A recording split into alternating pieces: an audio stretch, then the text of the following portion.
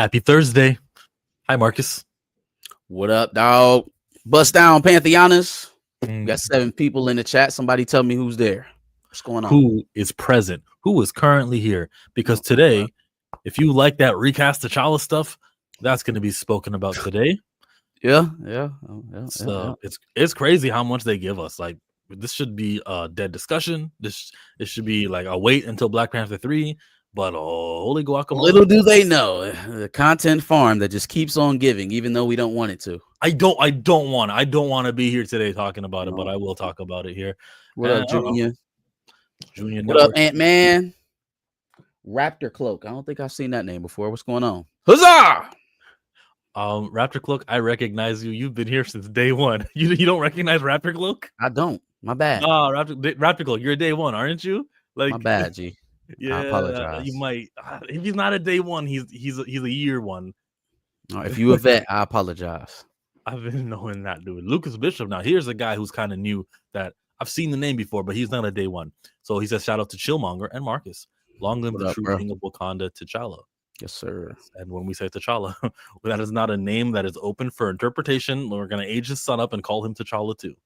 Mo Fly is here. He's a day one. What up, Mo Fly? Yeah, he wants to make it a call-in show, I bet. Have you guys watched The Long Walk yet? No, have you? Yes, but not in traditional fashions. It's solid film. Oh, solid film. Competition for Sinners? No, not that good. It's not that good. There's some problems, but enjoyable for sure. I would go see it in the theater if it's still in the theater next to you. I would go check it out there. Did you have like a fizzy drink just now? Because you're fighting. I got hiccups. I've been trying to get rid of them. Just bear with me for a while. I saw something. It's not going to work on you, but I saw a heel. The teacher was like, "Oh, come to the front of the class and speak." And the kid was nervous, and it healed the hiccups. So I don't know. I would say stand in front of a classroom of people, but that's basically what we're doing now. Scaring me usually works. Like if somebody was hiding in the corner and they shocked me, that would probably a good jump scare usually does it. I don't want to almost pass out, hold my breath. But it's funny that it's still happening. I should just make you talk and just. God damn it! Hello, Andre. Hello, Bucks. Hello, Professor Film. All right, perfect attendance. That's all the regulars who are in the chat. Thank you guys all for being here. You guys make Thursdays fun. What else makes Thursdays fun is some of these videos. Okay, Dame Dash. All right, if you don't know, then you don't know. Basically, short version is he's a guy who you're holding your breath. I hope it works. The Dame Dash is a guy who believes in ownership, and there's a lot of things I agree with too, but he just takes it a little bit too far. And this skit I saw on Instagram, it's hilarious and it's worth sharing. Let's listen in. There's a fire. Good job, man. Is that everyone? No, Chief. There's one more, but he won't let us save it. What? Why not? Because I'm a boss. Real bosses save themselves. Oh, Dame Dash. Okay, then. Save yourself, Mr. Dash. Hey, yo, didn't I just tell you I'm a boss? Nobody tells me what to do. Nobody tells me to tell them that I'm a boss. I tell myself to tell you I'm a boss. If I'm a boss, I tell myself when to tell you I'm a boss. So you don't tell me to tell you I'm a boss. You don't even tell me when you want to listen to me tell you that I'm a boss. I tell you when to listen to me tell you that I'm a boss. Now you can listen to me tell you I'm a boss. Oh, okay. Oh, you want to put out the fire, Dame Dash? That's fine. Okay, guys, let him put out the fire. Give him all the hose, guys. Pause. I'm from Harlem, B. We don't touch another man's hose. Okay, I'm going to bring in a chopper and drop some water on the building, okay? You mean like make it rain like I'm a fucking stripper? I'm from Harlem. We don't let nothing rain down on us. We don't even take showers. Hey, real talk? This whole building is about to go up in flames. Oh, please let us save you. Yo, I'm the one that decides who gets saved and who doesn't. This is my building. I put up the bread for it. I designed it. I baked the bricks. I started the fire. Wait, you started the fire? Oh, why, Dame Dash? Why? I was doing my laundry like a boss. In the bleach container, had a sign on it that said keep away from flames. Don't nobody tell me what to keep away from. You're from Harlem. Yeah, we know. We get it, all right? Oh, man. He's not breathing. Oh, well, then give him mouth to mouth. Quick. You stupid. I can't breathe life into another man's mouth. I'm from Harlem. Word. I fuck with you. Pause. Hilarious. I think that perfectly encapsulated the Breakfast Club moment. It was a bunch of nonsensical like overly masculine bullshit. Some shit that you would expect a 18-year-old to be out here doing. And Dame Dash at his old age of, what did he say, 54? Well, Dog. he sounded a lot smarter before the 10 years ago interview. I was like, okay, that's really significant. Oh, you can't even work for anyone. No. I think it's a little bit of the Trump effect, bro. I think we were convinced that he was he was something. You know what I mean? Like you can only go broke so many times. And in the way that he tried to explain it away, well, no, you put all your actual money in your family's name. It was like, okay, yeah, that's cool. But see, the thing is that I don't see them. Those individuals that you're talking about, those wealthy individuals, I don't see them constantly getting dragged into court over debts owed. No. You know what I'm saying? Like, usually if the money's right, you handle that before we even get to court because it's cheaper.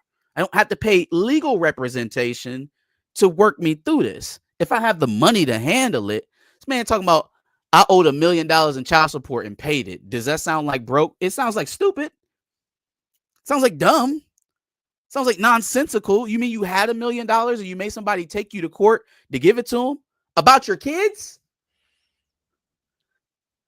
Again, it's like the brain never got to the point of maturity. It never got to the point of, oh no, I'm a grown ass man now. Some of that shit I was saying was dumb. I should probably leave it alone. Like, I don't personally think I'll ever retire, pause. So maybe me and him will link up like that. That's where we meet, is on pause. I'll never retire it. But like, I think that's it. We diverge on every other point. I can't condone every other point. A bunch of nonsense. Yeah. It was a bunch of nonsense. Even the overly gay stuff. It was like, oh, this is gay. You're gay. This is gay. I'm like, hey, yo, man. That sounds like when somebody gay and alert like that, it's a little bit of projection. You know what I'm saying? Why you got gay on the brain that much? Why is everything gay in here? You gay, envy gay. I think y'all gay together. Y'all should just say y'all gay. Like, dog. Funny thing about this skit that was made from I Am Carl Jones is he says, I did this sketch a while ago.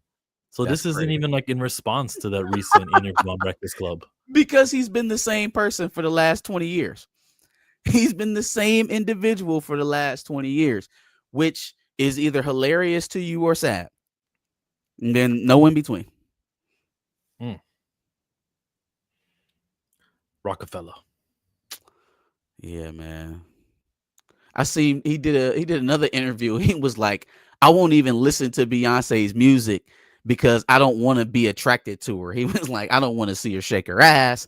I don't want to hear her sing. You know, Jay-Z like my brother. Like when I hear individuals saying stuff like that, only thing I hear is, I am out of control. I'm a demon. Yeah. Keep me away from any innocence. You can't trust me. That's the type of shit I hear. Oh, you gotta watch me. You gotta keep me away from this. I don't understand if you said I don't ever want to be alone in the same room or something like that. There is a level of like respect that I would go, oh, that's commendable. But I'm not gonna listen to her music. Your music. But he can't listen to her music. You can't see her on a screen. You gotta watch folks like that. Like that's a red flag for me. Flag on the play. What are you talking about?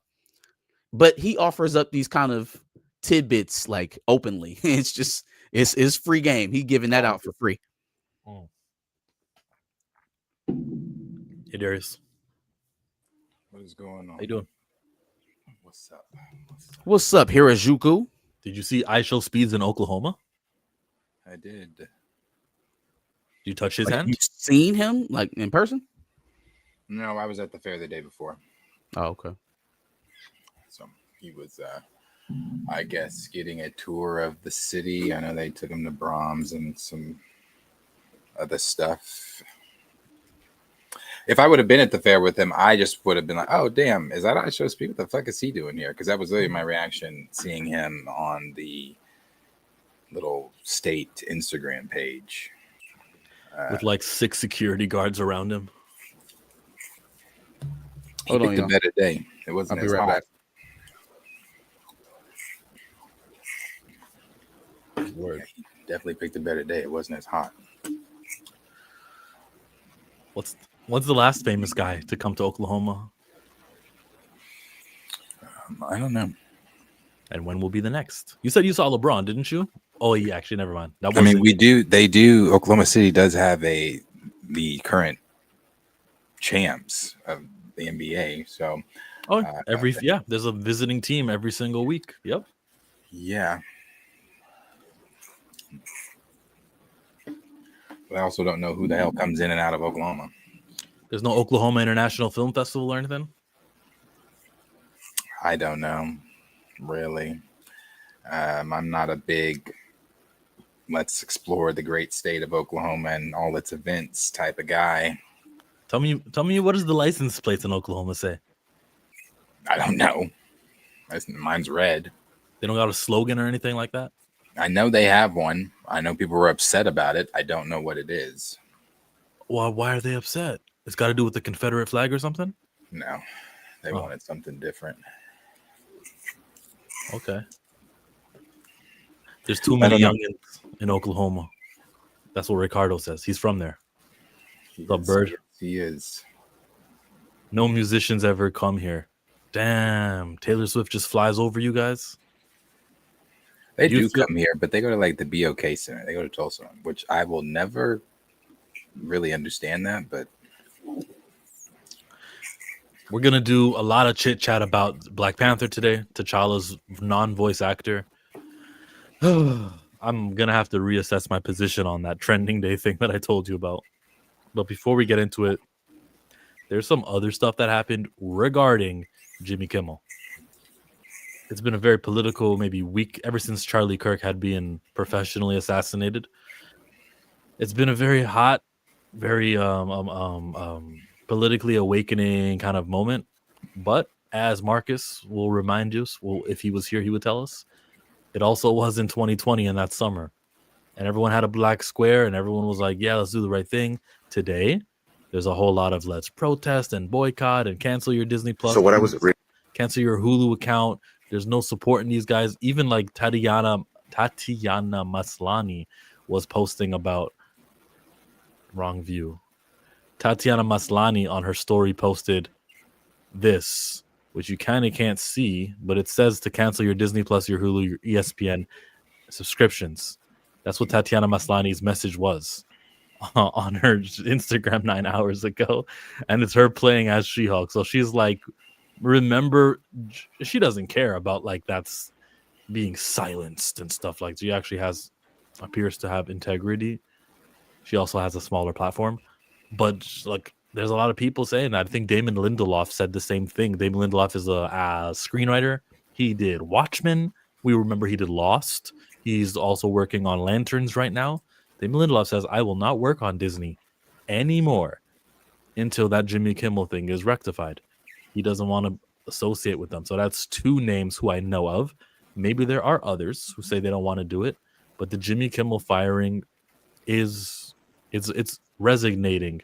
And I wonder how long this indefinite suspension will be. Well, did y'all both already talk about this? I don't know where we're at in the conversation. No, he just started. I'm kind of done. I set it up, but I don't have anything more to say. Yeah, boycott. What boycotting ABC, Disney, ABC, EFG, all of it. This thing is deep. It goes deep. I want Darius to go first because I kind of mapped it out a little bit.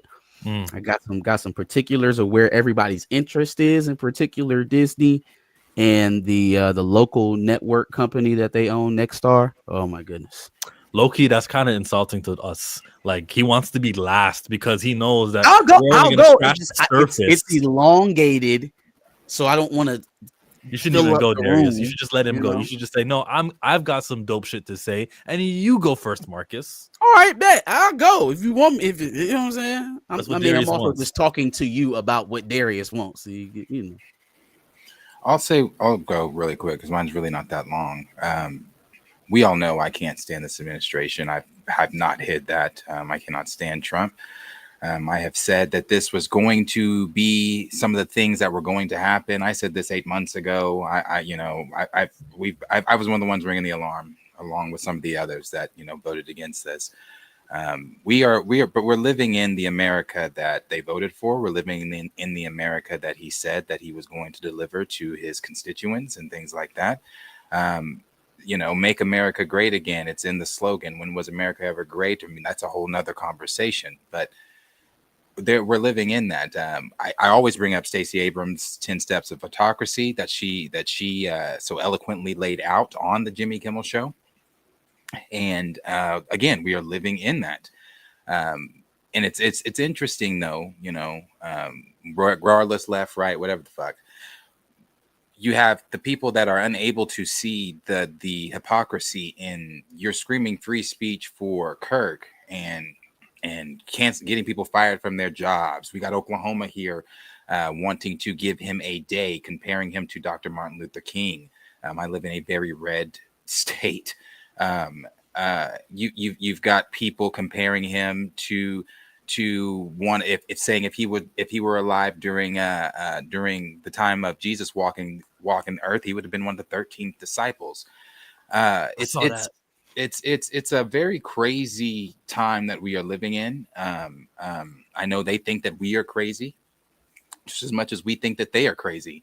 But when we start to see authority figures like Donald Trump, because people like Jimmy Fallon, Jimmy Kimmel, Seth Meyers, The Daily Show, others don't bend the knee to his ideologies, to his narratives, to what they want America to be. If you're not preaching, and if you don't, that's again those 10 steps of autocracy. But if you don't look like them, talk like them, walk like them, have that religion like them, if you aren't that Christian nationalist, if you aren't a proud white man, if you don't belong here, if you don't fit their narrative, they want to silence you.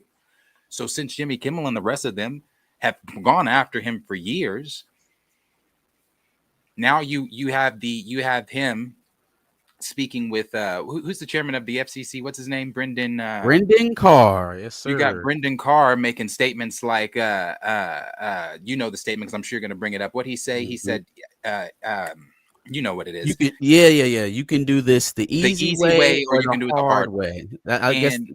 Go. Yeah, finish up. I'm sorry. I'm just about done. You can do this the easy way, or you can do this the hard way. You got him making comments like that. You've got, again, after Colbert was taken off the air, you got Trump making the comments he made. Oh, next is Jimmy Fallon. And then we're going to go after the talentless Seth Meyers and the rest of those guys. Why are they going after those people? We've seen people from other countries trying to warn us. Hey, Russia is warning us. Hey, this happened. This is what Putin did.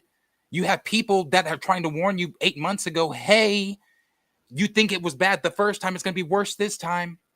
We are living in the America that he wants. We are living in the America that his constituents want. Again, you have the whole thing that's been going on with Kirk being twisted and turned somehow on the black community. Somehow Megyn Kelly says it's Obama's fault because he's slick talking. I'm telling you, it's crazy. The shit is crazy. The fucking shit is crazy.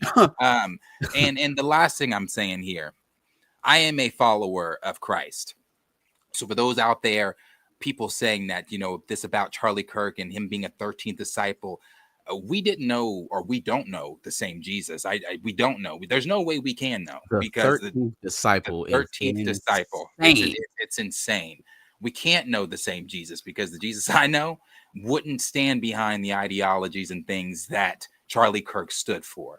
I've heard I wasn't a Charlie Kirk follower or anything like that. I didn't know who Charlie Kirk was to a magnitude like that, but I had heard some of the crazy shit he has said. And since his death, I've heard even more things, about the whole throwing, you can't, if you're gay, you can't go to Gaza. They don't have any more roofs to throw you off of, or some of the other just crazy comments that he's made. So when you say that he is akin to Dr. King, or you say that he would have been the 13th disciple, you all sound insane.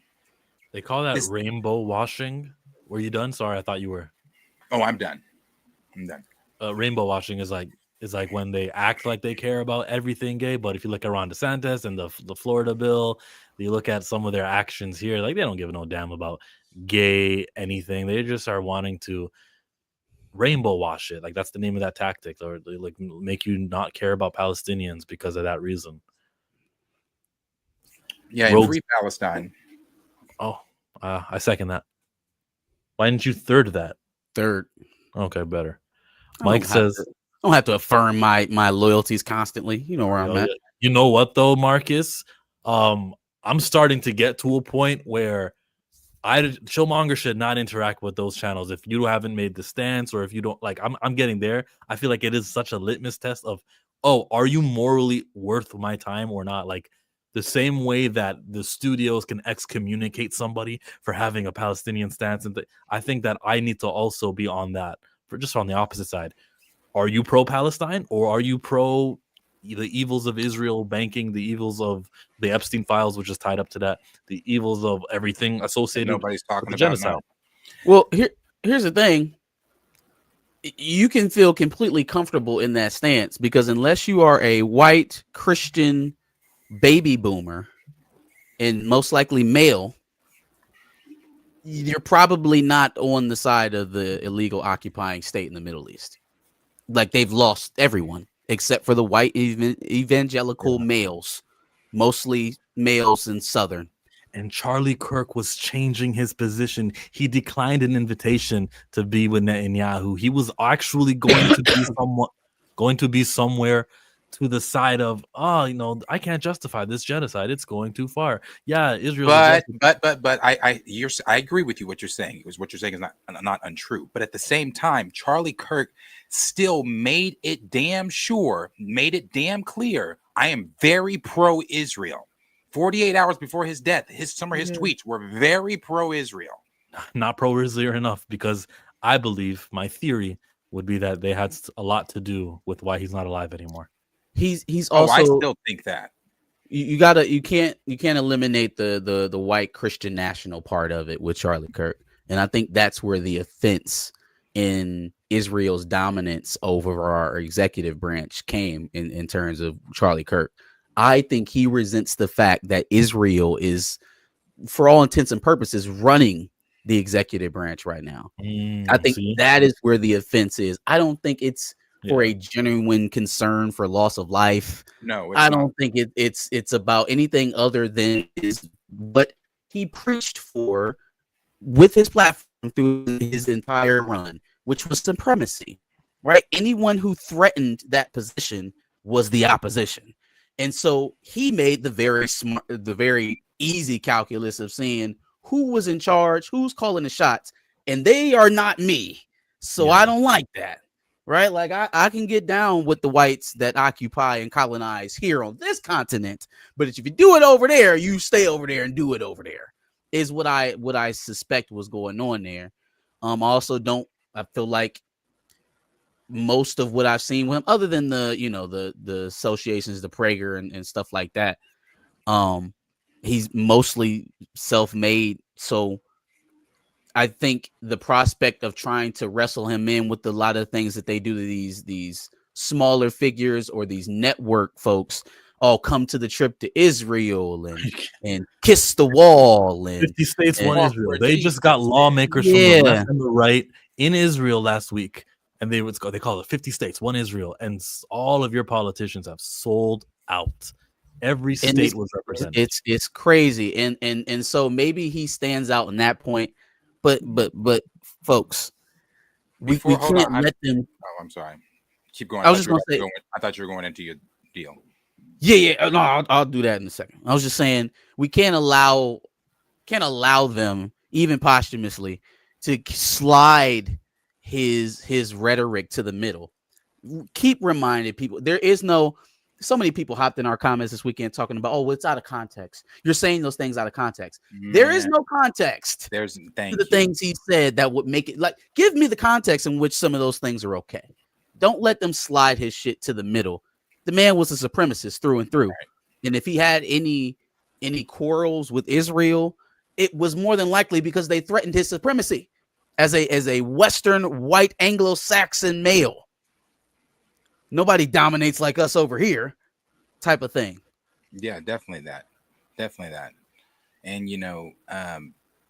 I want to say this before you go on the Jimmy thing. This is what Jimmy said the day Charlie died. Instead of the angry finger pointing, can we just for one day agree that this is horrible and monstrous to shoot another human? On behalf of my family, we send love to the Kirks and to his children his parents, and innocents who fall victim to senseless gun violence. Now, when it came to why they took him off the air, why everybody's screaming, "Oh, he disrespected Charlie Kirk. He did this. First of all, he really didn't even go after Charlie Kirk. All he said in his video, because I am a Kimmel watcher, I'm subscribed to Jimmy Kimmel. You know that, Chill. We've talked about that. I like Jimmy Kimmel a lot, especially his opening monologues, and they're great because they go at Trump, and I love that shit. What he said in that, all he said was how he touched on how Trump was grieving Charlie Kirk, and then played a clip. And the clip was an interview, a reporter asking Trump, "How do you feel, or how are you holding up since Charlie Kirk's death?" "I think we're doing really great, but over here, yeah, we're doing great. We're starting construction, as you can see over there. You see the truck on the new ballroom. It's going to be beautiful. They've been trying to get it done. It's going to be so beautiful, bigger and better than anything we've seen before here ever in America." Not even attacking Kirk. What he as per Kimmel, he was attacking Trump. He was going at how Trump is not grieving, and the fact that the MAGA maggots overlook that part of it. They're like, "Oh, no," because they're somehow going to justify. Well, he's too busy running the country, or he's got this going on where he can't. Everybody grieves different, but you want us to grieve like you, though. That's what you were telling us last week. So it's crazy. It's crazy. So do y'all want to hear how the FCC and Disney and all of that is tied into this? All right. So last thing about Jimmy and directly about him. Oh, the thing that he said about Tyler Robinson, about him being part of the MAGA call, he was one of them, quote unquote, right? Again, don't let them shift the narrative on what we know about that kid. The stuff that was written on the bullet wasn't just anti-fascist rhetoric. It was gamer rhetoric. And some of the stuff, even that they've uncovered from his chats and stuff, leads you to believe that he may be a groiper, which is decidedly right-wing. I'm not really putting a whole lot on these quote unquote text messages that are getting leaked out that sound like ChatGPT. I'm gonna be honest. But in terms of what we got initially about his communications and stuff like that, and what was on the ammunition, that is not, to me, even his association with the roommate is not a dead giveaway to be left wing. I don't think everything's as linear as the way that people like to make it out on television. But in terms of this stuff, so Disney or ABC is Jimmy Kimmel's boss, right? Disney obviously owns ABC. What was going on? The main reason why this had so much pressure, right? When Jimmy Kimmel's words sparked the fire of all the middle America conservatives and whoever else is watching network television at 11 o'clock at night anyways, when it got them upset or really caught the eyes of Brendan Carr, the FCC commissioner, the thing that was really at jeopardy for them is that it's really twofold. Disney has their local stations arm, Nexstar, is trying to acquire their biggest rival in the linear local market, Tenga. Disney is trying to acquire, after they just picked up a Hulu, they're trying to acquire Fubo. The reason why that would be a problem is because in both of their respected markets, local TV markets for Nexstar and Tenga, and then sports streaming markets for Fubo, Disney, and Hulu, you currently can't exceed 39% of the market share in any one market, right? You're heading into monopolization. The FCC commissioner, Brendan Carr, earlier this year feigned like he maybe would be, a little bit lenient on that, said that the rule that kept it at 39% is archaic. So you can just see all of our institutions are crumbling. It's just pay to play, basically. Everything's up for sale. It's also cancel the CBS guy talking shit about Trump, and we'll do what you want. We'll get there because this is a trend. This is definitely a trend. So both of those deals are basically hinged on whether or not Brendan Carr is going to lift the percentage of market share that you can be and still be under not be a monopoly. Don't leave, Nicholas Jenkins. This is going to be answered. Don't leave. Please don't leave. Because I saw you say SMH earlier. So please don't leave. I don't got time for that. Anyways, where were we at? Oh, both of those things were in jeopardy. So, what was it? Last week, Brendan Carr goes on the podcast, says we can do this the easy way, the hard way. It's not just Disney. I think more the local stations, now he's talking to Nexstar, should be, doing more to keep this stuff off the air. And really what he's doing, he's whipping his base. This is not a typical FCC commissioner. It is a Trump appointee. So he's basically a reality star or some shit. I don't know where they found him, but he's using his office and position as a cudgel.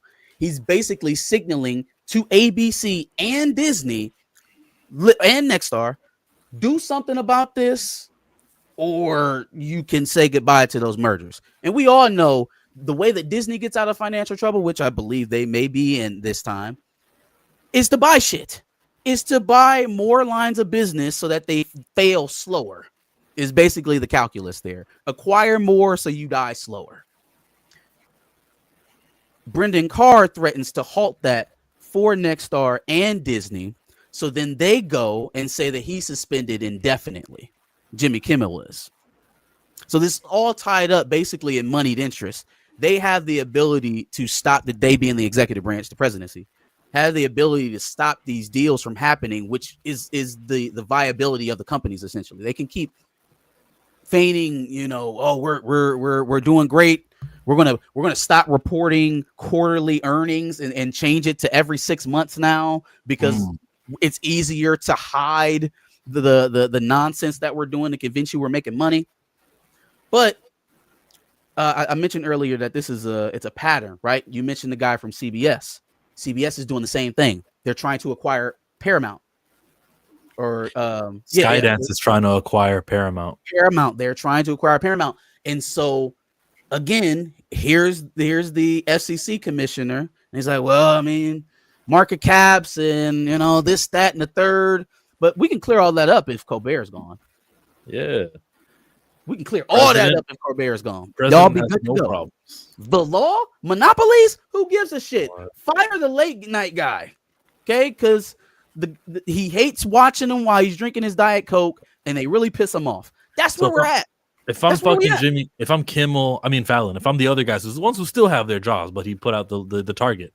What are you waiting on? Just leave now. You guys should have your own late night community of just maybe a 2-hour show where it's not just Jimmy Fallon or just Jimmy Kimmel. It's like all four of them just taking their turns on Trump. Create something brand new that you guys own that will always be anti-president. Like you guys can own your own thing. Don't wait for the hammer to come because it will fall on Jimmy Fallon for some random joke he's gonna make in the next week. Like it's coming. That deal, by the way, Nexstar to acquire Tanga, worth $6.2 billion. $6 billion. Jimmy Fallon plays ball. He's gonna be the last one standing. Yeah. I don't know if Jimmy has that much of a backbone, but here's what's happening in the. Actually, I know he doesn't have the backbone. He doesn't have it. He's definitely not there. Kimmel is going to sue Disney, reportedly. He's going to sue them for a boatload of cash. They're going to have to pay him out. Cool. That's how that's going to end. Why are we not suing the FCC? Why? If this guy's dumb enough to put it out on the internet, hey, I'm going to strong arm you into programming that's more to my personal political liking, or your deal's over. If he's dumb enough to get on a camera and say that, because again, these aren't people who have been in public service their entire life, who've been politicians their entire life. They were doing what we were doing 4 years ago. The FBI director was exactly where we are right now, tonight, 4 years ago. Because it's all a circus. The deputy director was doing what we do on Fox News. Okay? These are not people who are necessarily groomed for the position. So he's dumb enough to go out here and say, do my bidding or else, basically, which anybody could surmise from what he said. And then now that's causing Jimmy Kimmel to lose his job. Apparently, allegedly, I don't have my eyeballs on Jimmy Kimmel's contract. but it's being reported that he had a pretty much an out on content. As long as he didn't say the 7 deadly words that you can't say on network television, he had a free reign to say, especially on political takes. So for them to axe him and then to have this mountain of evidence of why the axing is happening, oh, he's about to get a massive check. A massive check. Or Disney will capitulate sometime this week and say, you know what, we changed our minds. And really, if that does happen, then it's evidence that these boycotts have worked and canceling ABC has worked. I don't know. I've never heard of anybody suing. That's a good question, Tank. I don't know if he can, but he should definitely look into it. Like, you can't cut them out of it. And also, go ahead. Well, so they had those Disney execs, the ABC and Disney execs that knew about it, I guess, some days prior, and then were going up against it. Well, them and Nexstar had an emergency meeting. Yeah. Both of the executives from both of those companies had an emergency meeting to talk about it. Nobody really felt like he said anything wrong. But they still built the knee because of scared of the because they scared. Yeah, they wanted to bend over instead of getting beat up. I would much rather get beat up. Yeah, for sure. Sure. And now he's going after The View. That's just been reported. He is now going after the ladies of The View. So I guess they're next. I'm not a fan. I'm not a fan. And I'm just it's just the going after the free speech thing. Yeah. He's that's turning it into state-run media is what he's aiming for. And I think the more layers you add onto this legally, the more it comes to some sort of agreement between the aggrieved parties. Right? If he ends up suing, if he can somehow sue the FCC and sue Disney, or if Jimmy sues Disney and Disney sues the FCC for, coercion, extortion. What are we doing here? If that's even possible. I don't know if you can sue a department of the government. Who knows? Don't know. You can sue the police. You can sue anyone. Some places you can sue the police department. I do. I'm about to send something to you here quickly. I think it's all a distraction. I think that the Epstein files were silenced, or they all voted against it. The day Charlie Kirk died, they all voted in the House. And the day Charlie Kirk had passed, who was it? Lauren Boebert. She introduced a BDS, you can't boycott Israel bill, into whatever they were passing on that day, and it got minimal attention. And also in the House. I don't want to gets canceled all the same time that the United Nations recognizes after 700 days that what's happening in Palestine is classified as a genocide. It meets the 4 criterias of genocide, and we're all talking about Jimmy Kimmel instead of talking about Israel. Epstein, Kash Patel was taking or answering questions, getting asked, "Hey, is Donald Trump on the Epstein files?" And Kash Patel, the FBI director, did not answer the question. He was like, "Oh, so what you're doing is you're gonna wait." No, the guy was like, the politician was asking, "So, was Donald Trump in the Epstein files?" And he asked 10 different times, and he kept not answering the question and dancing around it, doing word salad. That's the distraction. I feel we're too busy talking about Jimmy Kimmel and everything, where I think the headquarters of evil, which is that rogue state next to Egypt, the headquarters of evil are taking advantage of all this. And again, my theory is they're involved. Oh, I completely agree with you there too. It's all a distraction. And it could be. It very, very well could be, because their intelligence arm are experts at such activities. But what I was going to say is, I think that I don't want to, because that in itself could be bait, right? Like, do we legitimately think that in a country where, again, the right to free speech is ingrained in our Constitution, that law, even if it gets passed, it still has to go through the Senate. But even if it got passed, would it stand? I think sometimes we forget in the midst of administrations that the other side is going to get another crack. I think the thing that makes this a little bit more dire is that we're not sure if this guy's going to leave. And that's the kind of thing that makes you a little bit nervous. Usually when I look at legislations like this, I think it's for a reason. It's trying to fit a moment. They're trying to garner favor from a certain crowd. but is it actually going to make it through the legislative digestive system? And then if it does, how long does it even stand before the next regime just throws it all away? How many Biden initiatives did we not agree with that got railroaded out the day that Trump got in office? Right. So that is kind of a continuous cycle. The thing that makes that kind of treacherous is that will he actually leave? But you make a good point about paying attention to all the other things that are going on, Epstein files, illegal occupying messages. That they do have a petition that's going on right now. They're, I think, like one senator away from having enough to subpoena the records themselves in the Senate. I think Jasmine Crockett is leading that effort right now. So that's not being sponsored by AIPAC. Jasmine Crockett is one of the is it even 10% of the Congress members who are not AIPAC certified. AIPAC is like the American Israeli lobbyists who are not a foreign. They're not registered as a foreign lobby either. So I'm saying that Israel's probably the one writing those text messages, trying to make it left versus right.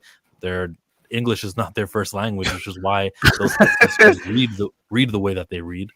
Yeah, it's very easy to just point my finger there and go, this left versus right battle that's happening online is orchestrated by them, so that you're not thinking about literally them.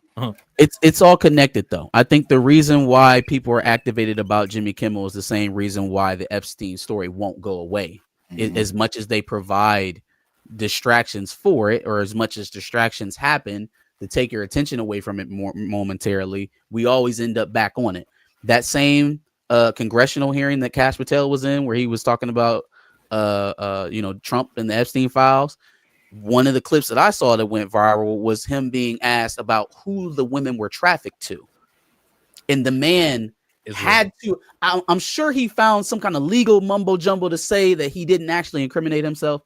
But as far as we can see with our own eyeballs, knowing that this man was convicted for being a child, not just a child trafficker, but a rapist and a molester as well as Ghislaine Maxwell, it is an impossibility for you to have thousands of victims for one person and be a trafficker. I can't traffic to myself. That doesn't even make sense. The idea of trafficking means I'm moving the bodies. It means I'm taking them to a destination for money, taking them to a person for money. That is what constitutes trafficking. I cannot traffic to myself. But the man got up there and said essentially that there's no credible evidence that anyone else is involved. I would sure like to talk to those victims who are putting their list together. Because how was he convicted in the first place without credible evidence of the crimes?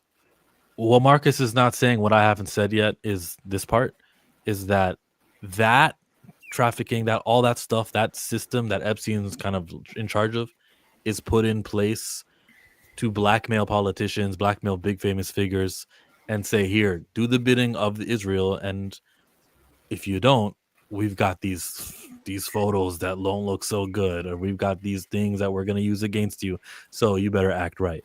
So preserving that blackmail is important to that rogue nation. It probably happens on all those trips that they want the influencers to go on. Them trips probably go crazy. They probably doing all kind of wild shit that they didn't even remember. And then they get the pictures in the mail and they're like, so AIPAC's great. And there is no genocide. Speaking of an Israeli, here's Kevin Davis saying that people don't want to hear politics at late night show. Jimmy Kimmel deserves some of this blame. All right. Appreciate you. I don't know if I agree with that, though. I never agree with anything Kevin Davis says. No, I mean, it's an astute point. It does come from someone out in America. I wouldn't say that's an astute point. People, Jimmy Kimmel, he literally posts his opening monologues, and he has over 200 million subscribers on YouTube. That opening monologue is politically driven. The entire monologue. What I was about to say is that what late night host that was great didn't dab into politics? Jay Leno, Larry King, like who didn't? They all did. Even Arsenio Hall politics. Did. Yeah, so it's kind of a weird critique. In particular, now we're in a different time though, and I do think similarly how people talk about sports. Well, I don't want politics in sports. Okay, sometimes you do need an escapism. But then it's like, well, when is sports ever not been political? Like you start talking about the fucking fighter jets shooting all over it turns into a military damn display on opening Sunday for NFL. So like, when has it never been political in general? You know, you start thinking about all of the things that are already politicized. So then you come to the conclusion and it's like, well, no, I just mean your politics. And so that's the crux of it all. Like, I just mean the politics that I want to be, you know, politicized, but not the other ones. Right. Before we get off this, David Letterman, not Larry King. Well, I guess Larry King was late night too. To go back up here to this question here that asked, let me see, did I listen to those clips or did I watch it in its long form? I've answered this before.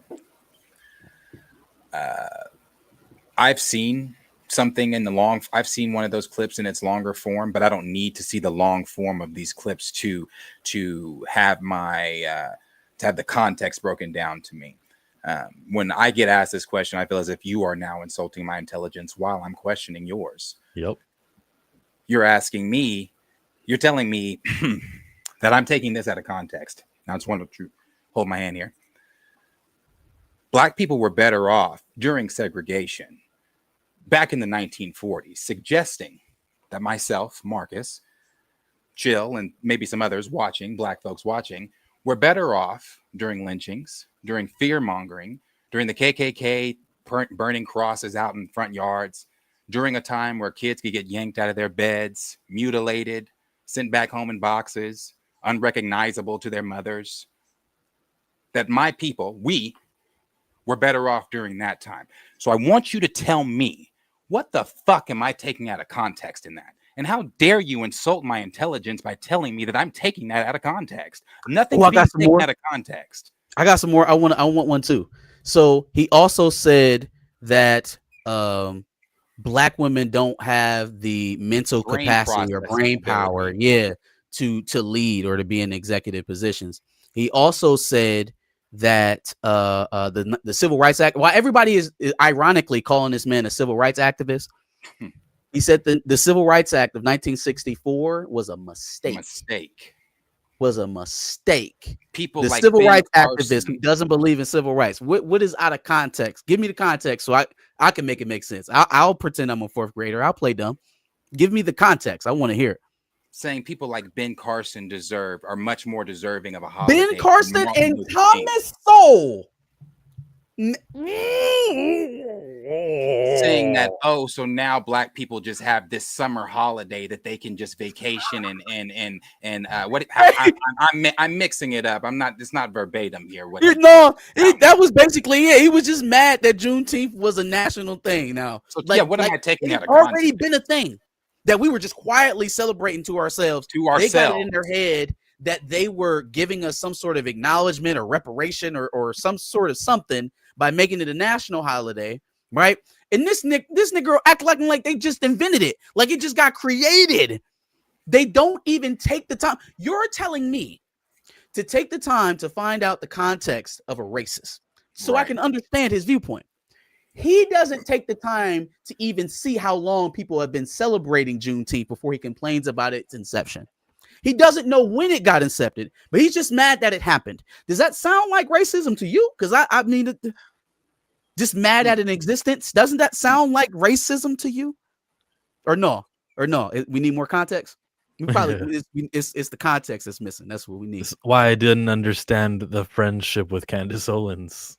She was useful. Yeah. She was useful. If you're going to be that way, if you're going to have those type of talking points, you have to have some minorities around you because it validates you. No, I'm not racist. Do you see this black next to me? How could I be racist? And this whole thing, I'm so sick of everybody outside of our community speaking on our community. Oh, I gotta show you one. How this whole thing has come back to the black community is still beyond me. I'm still trying to. I'm literally the bitch with the geometry on the face. I'm trying to figure out how the fuck this came back to the black community. Yeah, you got people screaming, "White men fight back." You got I'm like, bro, it was a white dude. it was a white He dude got that shot him. in Utah. It was There is Israel no- also. It was Fam, Israel. I don't You think got that there's you got people these colleges, especially in Texas right now. I've only been seeing the ones in Texas State University, holding these white boys holding these signs talking about he's our MLK, he's our this, he's our that, arguing with other black folks that are going up to them saying that, well, really what you guys are missing is statistically this starts at home. Truth is truth. You guys, 70% of the black males or fathers are not in the household. But see, again, that's a totally deeper, different conversation. If you really want to dive into the black fathers not being in households and things like that, that comes back to y'all. But hey, it's also long debunked stats. Yeah, like, and I'm sick of the black on black crime that they like to throw it to. Also, yeah, he was presenting data in a way that people would digest it and hear it like, oh, black people are criminals. The 1350 thing, we're 13% of the population, but we're 50% of the crime, leaving out the fact that 50% is based off of arrest. The statistic that he is using intrinsically proves racism in the system, but the way that he presents it is as if 1 + 1 = 3. Y'all see? You see? Look, I wrote it down on paper. Look. You may not have physically came at our intelligence, but by you asking me, did I watch it in its entirety, or did I just watch the clips to surmise to come up with the conclusion that I came up with? You are insulting my intelligence by telling a black person or a brown person that they are taking racism out of context. There is no different context, no matter how you look at it, no matter how you spin it. There's no different context. My intelligence is not insulted. Can you just give me the context to some of the stuff we said? I want to hear the explanation from the seemingly black Charlie Kirk fan. I want to hear the context that makes some of those things, make sense to me. Make it make sense. No, what's going on with the lips? What's going on with the lips in the picture there? I don't know, man. I don't know. Do you see what I'm saying? I want him to say what it is, the context in. And also, we should move on from this. We got a lot of movie stuff to talk about.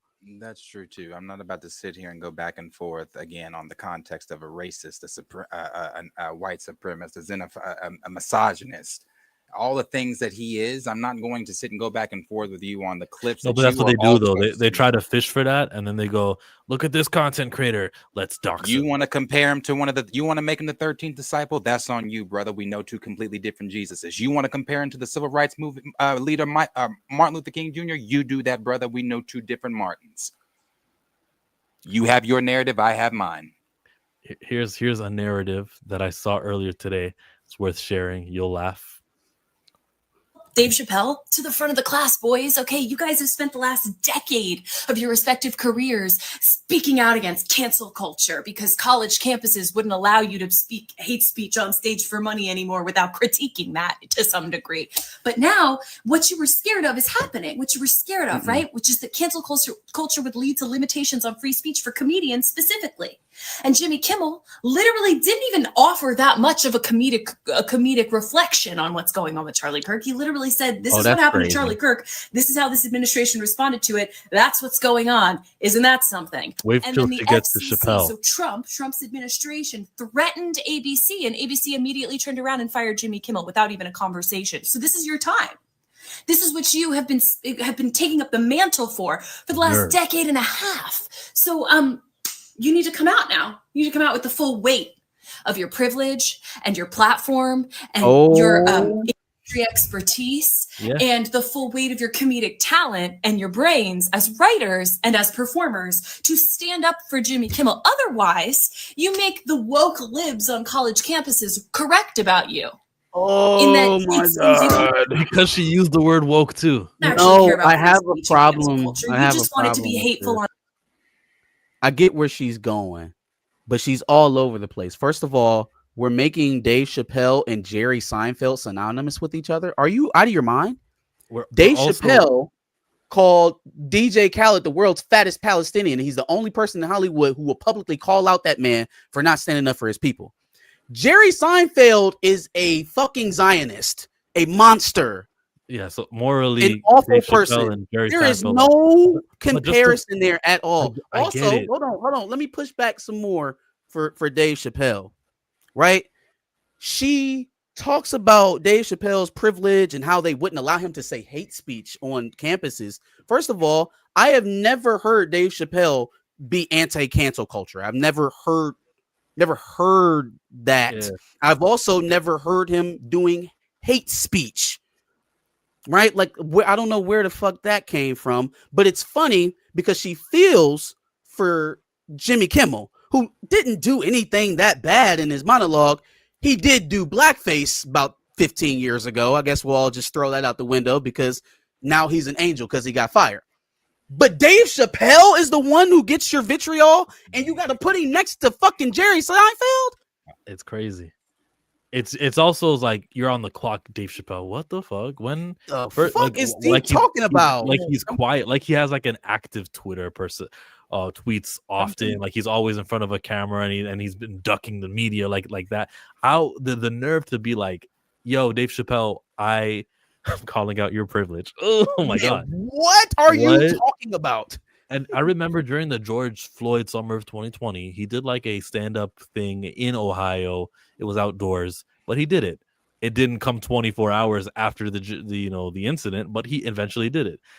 To pretend like Dave Chappelle, you can only pretend Dave Chappelle is being quiet now. And like Jimmy Kimmel just got his show canceled, and only now can you pretend, what, you're hiding, you haven't done anything yet. Yeah, he hasn't done anything yet. He's probably thinking of something he will do, and there's no reason or suggestion that there's no reasonably suggestion that he's going to take the stance of the industry and cancel culture.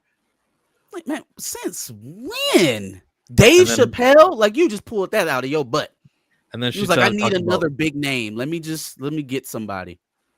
For her, yeah, misplaced finger pointing. For her to say the woke libs on the campus, you are doing the bidding of white supremacy and everyone who wants to co-opt woke by using the word woke in their way to a fucking black woke comedian.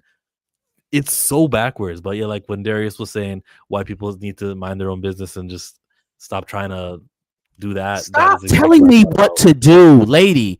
Go and you be activated politically. Stop telling black people where they supposed to be at, what they supposed to be doing.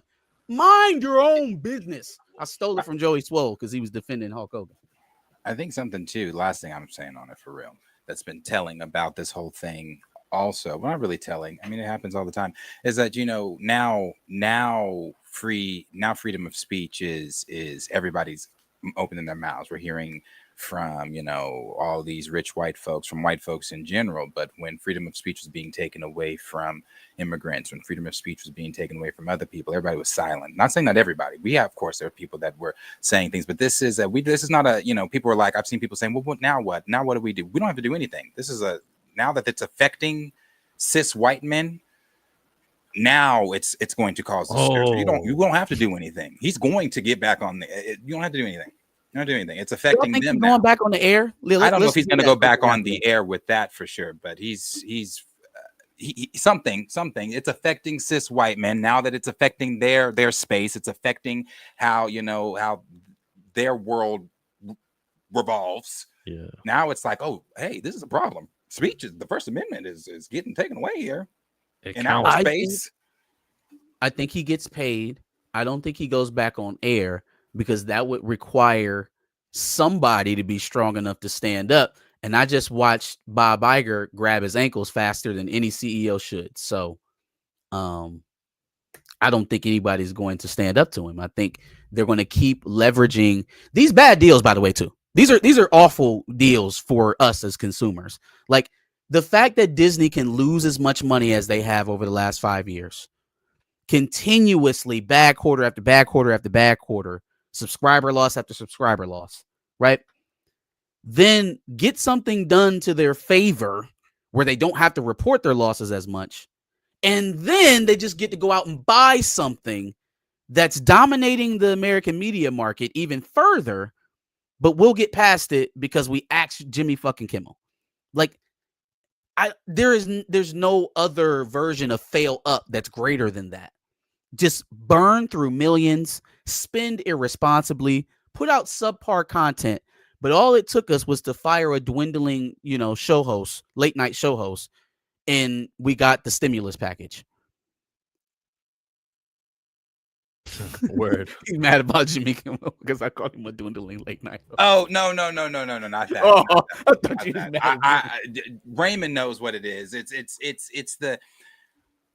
Okay, last thing. I'm serious because we really do need to move to other topics here. I'm Nicholas. I saw your other comment where you said you just wanted to have the conversation. You're not here to go back and forth. But when you make statements like this, oh well, he wasn't talking about all black people. He was just talking about Joy Reid, Ketanji Brown, Ketanji Brown Jackson, Sheila Jackson Lee, Michelle Obama. Okay, Michelle Obama, Harvard. Sheila Lee Jackson, Yale. You are naming Reid, some of the most Harvard. successful black women you possibly could, and say that they're unintelligent. Like I hate Joanne Reed's political views. Nicholas got a point. They're not smart. Fucking with Ketanji Brown, all like that. But call them unintelligent. And like he said, I don't agree with him, but he was talking about 4 women. But it's not the point of he was just talking about 4 women. That's how he. I'm not gonna sit here and pretend like oh, he talks about 4 women that way, so he's only talking about them. He's not talking about all black women. If he's thinking about black women in that way, he thinks about them all that way. I'm not gonna sit and pretend that he was just talking about 4 Harvard educated women. If he thinks that about those women, damn, what does he think about the ones that aren't college educated? Like the fact that he would shoot so high for that level of disrespect kind of lets you know what he thinks. Anyways, what's next? Mandu Grogu, No T'Challa, Batman 2. What we got on the docket? Yeah, don't start with T'Challa. Keep the people here. Okay. I was thinking the same thing. Cool. Let's have some crazy deja vu. You guys thought you could get some T'Challa? Huh? Nah, bro. When that happens, I feel like a future, like a psychic when that happens to me. So, Dwayne Colby, you still owe me $1, fella. I got it written down. Colin Farrell calls the script for the Batman 2 unbelievable. It's so good. God, Matt Reeves, it's so good. It really is. It's extraordinary. That's coming from the Penguin actor. I'm glad it's good. We can talk about how that may cause them some troubles down the line here in a little bit, but we'll stay positive here for a second. One thing that I didn't like about some of the stuff that's coming out about the Batman 2 is that he didn't include Christina Miliani. Is that her name? The chick who's the Falcone's daughter. Like how after you see how she was received in the Penguin series, Falcone is obviously still going to play a role in even posthumously in this the series going forward. Selena Kyle, another offshoot daughter of Falcone.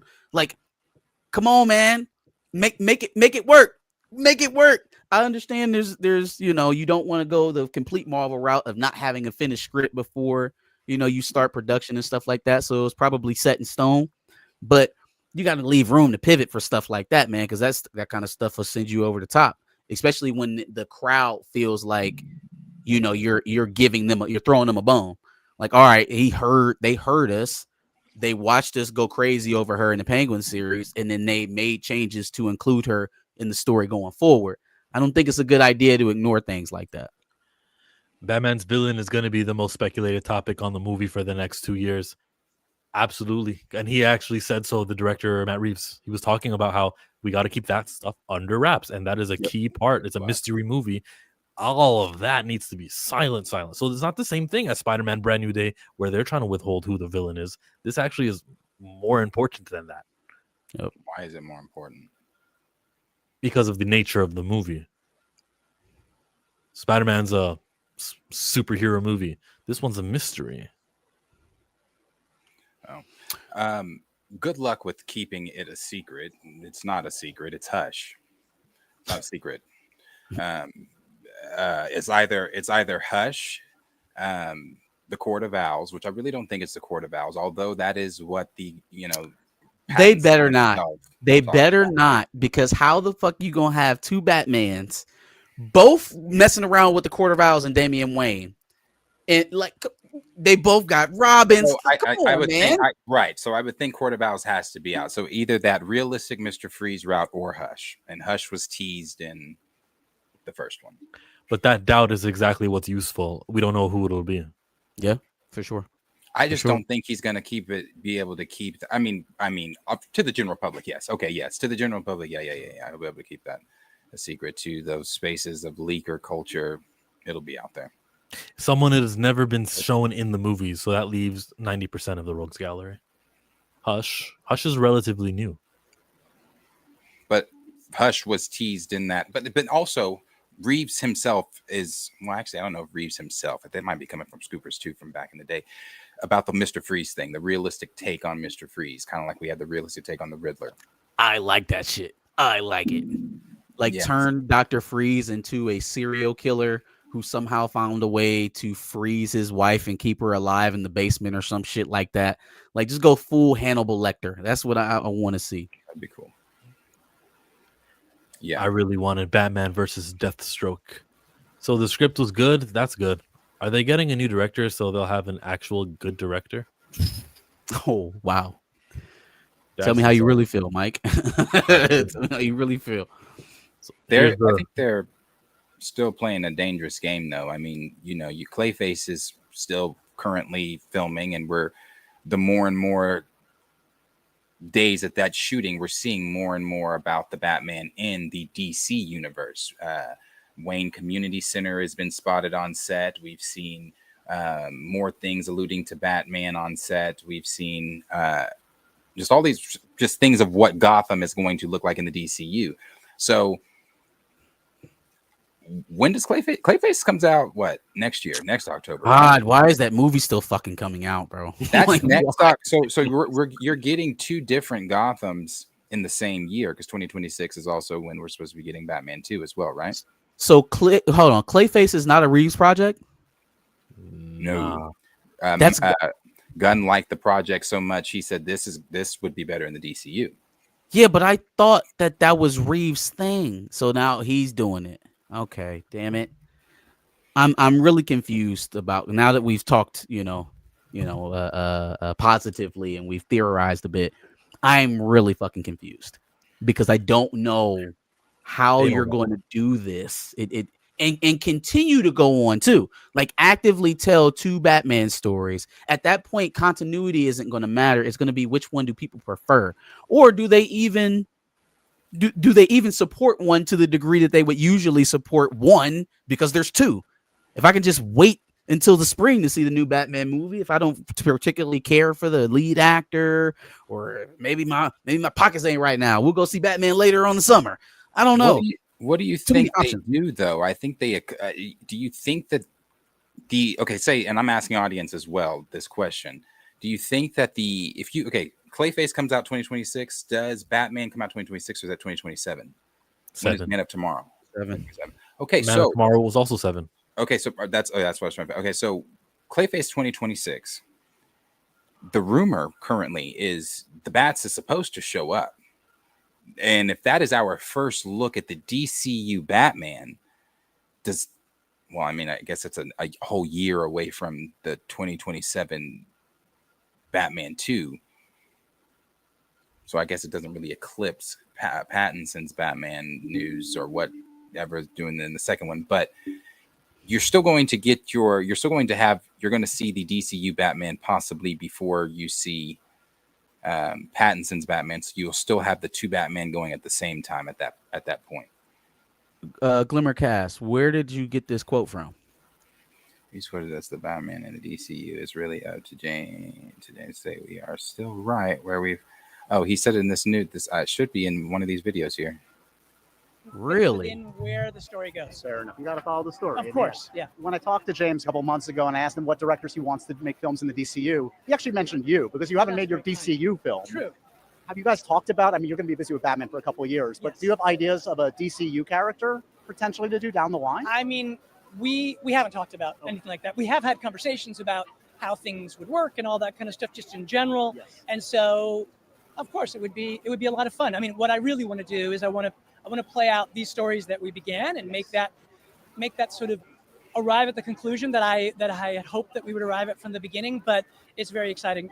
First of all, I'm very flattered. I mean, that's really kind of James to say, and it would be really exciting to work with them, of course. I mean, and we're working with them on this. I mean, it's a DC, so like it's Elseworld, but it's DC, so it's theirs as well. So, but it's what the future brings and what I am doing will be clear when it comes. Okay. And last thing for you, I mean, Matt Reeves is not a liar, and he just called it Elseworlds. That puts an end to that. I also, well, I wasn't really into the jerk off fest, but he did say something in there that I don't know if he really meant to reveal that, but I think I found the crux of why it doesn't fit right now. It's because I don't think it's necessarily because Reeves doesn't want to be in the DCU. I think he wants to finish his story. I think he wants to finish the pathway that he started in Batman 1 and conclude it, and then we'll talk after. But your boy is like, hey, I just convinced everybody that $650 million is okay for a Superman film. And I have to get this thing going. We got to start making some money. So either play ball or make him my own Batman. And I think that's how that went. It sounds like he's amenable. He just wants to do his thing first. James ain't got that type of time. So maybe that's where the bumping of heads is coming. That was more information that we've gotten, especially from the sources, on what the headache is in terms of putting these things together. Thanks for that, Glimmercast. For sure. $615 million for Superman. Terrible. Yeah. Terrible. Not terrible. Let's just say underperforming. I was going to say not expected. Yeah, not expected. Mid. We'll say mid. Mm-hmm. Yeah. And that's the Matt Reeves story, right? Is there any more Matt Reeves to touch on? Is there another interview you sent? No, I think that was the two of them, or the only one. Matt Reeves is going to finish his story. He got his contract to sign for the sequel before David Zaslav hired James Gunn and Peter Safran to head the DC studios. So he's Teflon. Yeah, he'll finish it. He's contractually obligated to finish it, and there's nothing James Gunn can do about it. They can talk about, hey, can we squeeze in the canon to my movie? But he's, nope. I signed a deal for a sequel. And yeah, but I think he again, this like the point that we were making about Miliani, right? Like that feels like a misstep. I don't know if it's going to kill the movie, but it feels like a misstep. It feels like an easy opportunity to pay service to the fans and bolster the excitement for what's coming up. If he is similarly, kind of standoffish about meshing the worlds, maybe he'll miss an opportunity. What if Lanterns pops up and John Stewart or Guy Gardner travel into Gotham for some reason? Like, it's you don't want to leave that stuff on the cutting table. That's the problem that we have with the MCU now, is that they're very lazy about the continuity. I don't want him to get in a place where it's like, I only can worry about my thing and I can't open up any space to make this thing make sense overall. Because I'm telling you, two Batmans is feeling more and more like a disaster. Like it's undoable. We just tried to do one Superman, and what did we just define it as? Mid. So you think that you're capable enough to do two Batman franchises at the same damn time? I don't believe it. He tweeted that he's or maybe this was on Threads. He's completed a new draft of Man of Tomorrow. What is it? Say it again? He said he completed a new draft of Man of Tomorrow. I think this was on Threads. He said, okay, I'm really sorry I didn't get to do a way party this week, but I was crushed finishing a new draft and then traveling, but it will be back. I'll be back next week, blah, blah, blah, blah. That's not important. Somebody said, new draft for what? He said, Man of Tomorrow.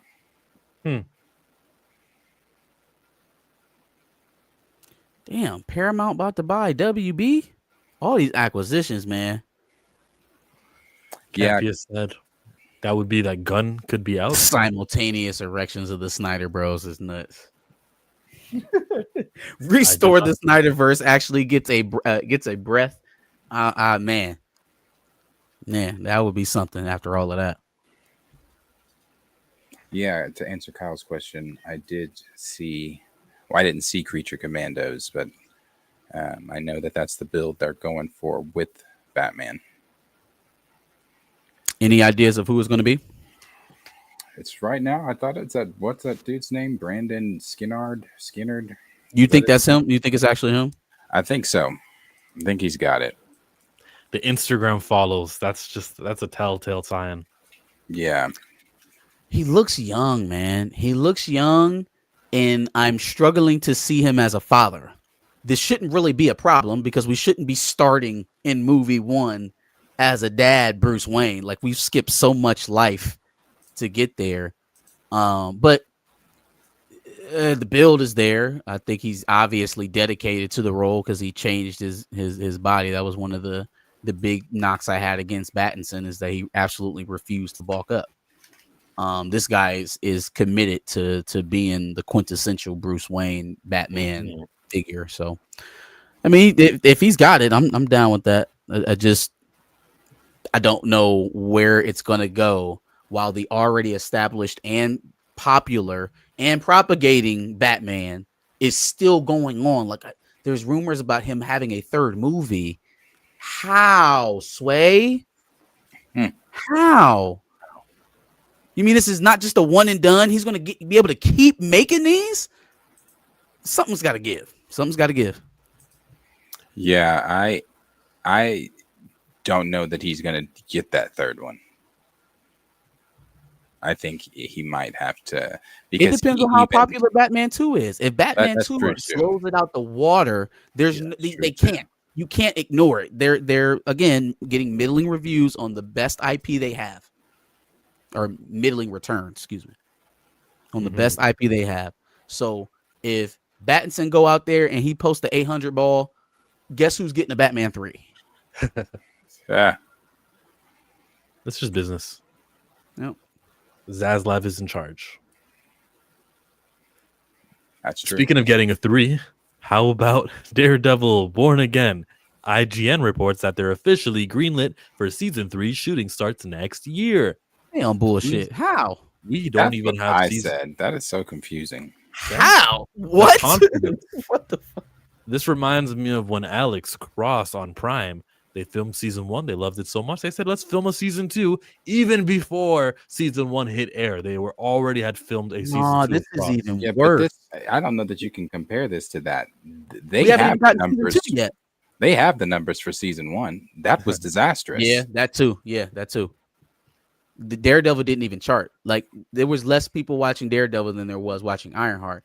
But is Daredevil not charting what you point at to say that it did disastrous? No, not all of it. It is part of it. It is part of it. Okay, I would remind you that it was an episodic weekly with like 30 minutes of watch time. Okay, so let's throw another one in there. No one talked about it. All I'm saying is, yes, the combination of the low ratings and then the reception, how people talked about it, reviewers, people online. It's a combination. It's not just the Nelson numbers. I've already told you why that shit is skewed anyways.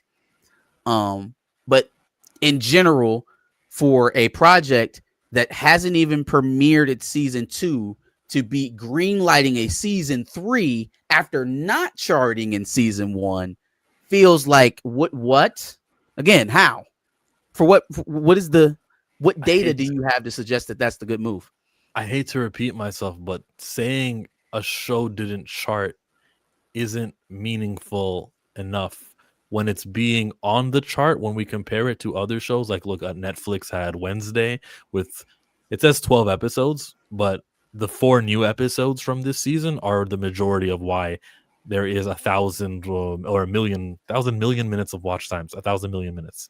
That you is get it? fine. Like this. Then there's this movie K-pop Demon Hunters, which was a 2-hour of watch time to watch, and it got 930. And then we're gonna compare Daredevil, which released 1 episode a week, to some of the competition, I don't think we can. It's not apples I to was the apples. one, even before still you start disagree with seeing that. the precipitous drop in the back half of those numbers, even before you start noticing that, I was the one that told you that these streaming numbers was funny money anyways. Pull up What I am Loki's saying numbers from 2021. One You second. work on that while Yeah, while he's talking, pull that up while he's talking. the reason why I feel like it's relevant is because it's part of the entire attitude around Daredevil. They didn't just approve the next season, they approved the season after that. And people haven't even shown an improvement on reception or viewership. You couldn't have possibly, because the second season isn't out. So I'm asking, what Yeah. are we basing that off of? I have an answer. Brad Winderbaum's in charge. He's looking at everything he's got. He said, I can make a TV show about Hawkeye again. Oh, you know what? The best we got is Daredevil. The best we can do. What am I going to do? Another season of Secret Invasion Part 2? Like, what am I? She-Hulk getting another season? No, Daredevil it is. Let's do a third season. That's how I see that conversation going, or the thought process. Another Nova? I don't know. Maybe we should tie that in with Guardians, so we'll do it next year. But we can renew Wonder Man for a second season. We can do another Agatha. Daredevil They will have probably an get more views. unlimited amount of options to go through. That is. I understand where All you're going right, with it, but name that's some a options. tremendously lazy excuse. Name some options that would have been better than a Daredevil, because he's got the job. Brad Winderbaum, make TV content for Disney Plus in year 2027 and 6. What would he do that's better than this? So we got mutants coming out, right? Either. we have mutants coming, right? Is Hey, that not a you good time to answered. maybe That's start? a great answer. Absolutely. I'm just saying. Don't we got mutants coming in here? There's a million of them. Go out and pick one. I just. I would, man. I can't speak for these guys, but he had to have asked, right? Give me a mutant thing. So And maybe they're saying the movie comes out in 2028, so we'll do it in 28. Academy X. When is Spider-Man coming out? 2026. Yeah. A Hulk series? Maybe a special presentation so that it makes sense for him to be engaged with Spider-Man in New York, and it's not random. That's another great answer. Better than Daredevil Born Again. I mean, like, again, what was the calculus? I understand why we're not picking all that other stuff. I'm trying to figure out why we landed on this one. A Ms. Marvel season might do well. I think generally people are receptive to that character. And if they do another kind of just like season 1, maybe a little bit more serious. That'll do well either. Well, she'll be in the mutant show. Don't worry, because she's a mutant now. Yeah, I was about to say she'll definitely be in the mutant show. That's what I was making my face about. I was like, she's gonna be seen, but not in her show. What am I looking up? Darius, you said 2021 something. Loki's numbers. Here you go. Oh, I don't know how to do that on Nielsen. I'm not familiar with this, like, streaming stuff. All I do is wait until they tell us what happened a month ago, which is August 18th to August 24th. I'm sure Loki did better though. Back in those days, there was a lot of hype and enthusiasm. Well, I think that's the point I was kind of getting at. You know, you were making it out. You were saying that, well, Daredevil was an episodic deal week to week. Well, so was Loki. People were tuned the fuck into that. So I would be curious to see what those numbers were. I was only speaking to the episodic nature, to comparing it on other things on the Nielsen charts, which are not episodic nature. It's not weekly with a runtime of 30 minutes of show. Like, it's different. Like, even compared to Ironheart, which they gave us 3 episodes, which is 3 times more content, which is 3 times more likely to appear on that chart. We got comic knowledge beef in the chat. Comic knowledge beef.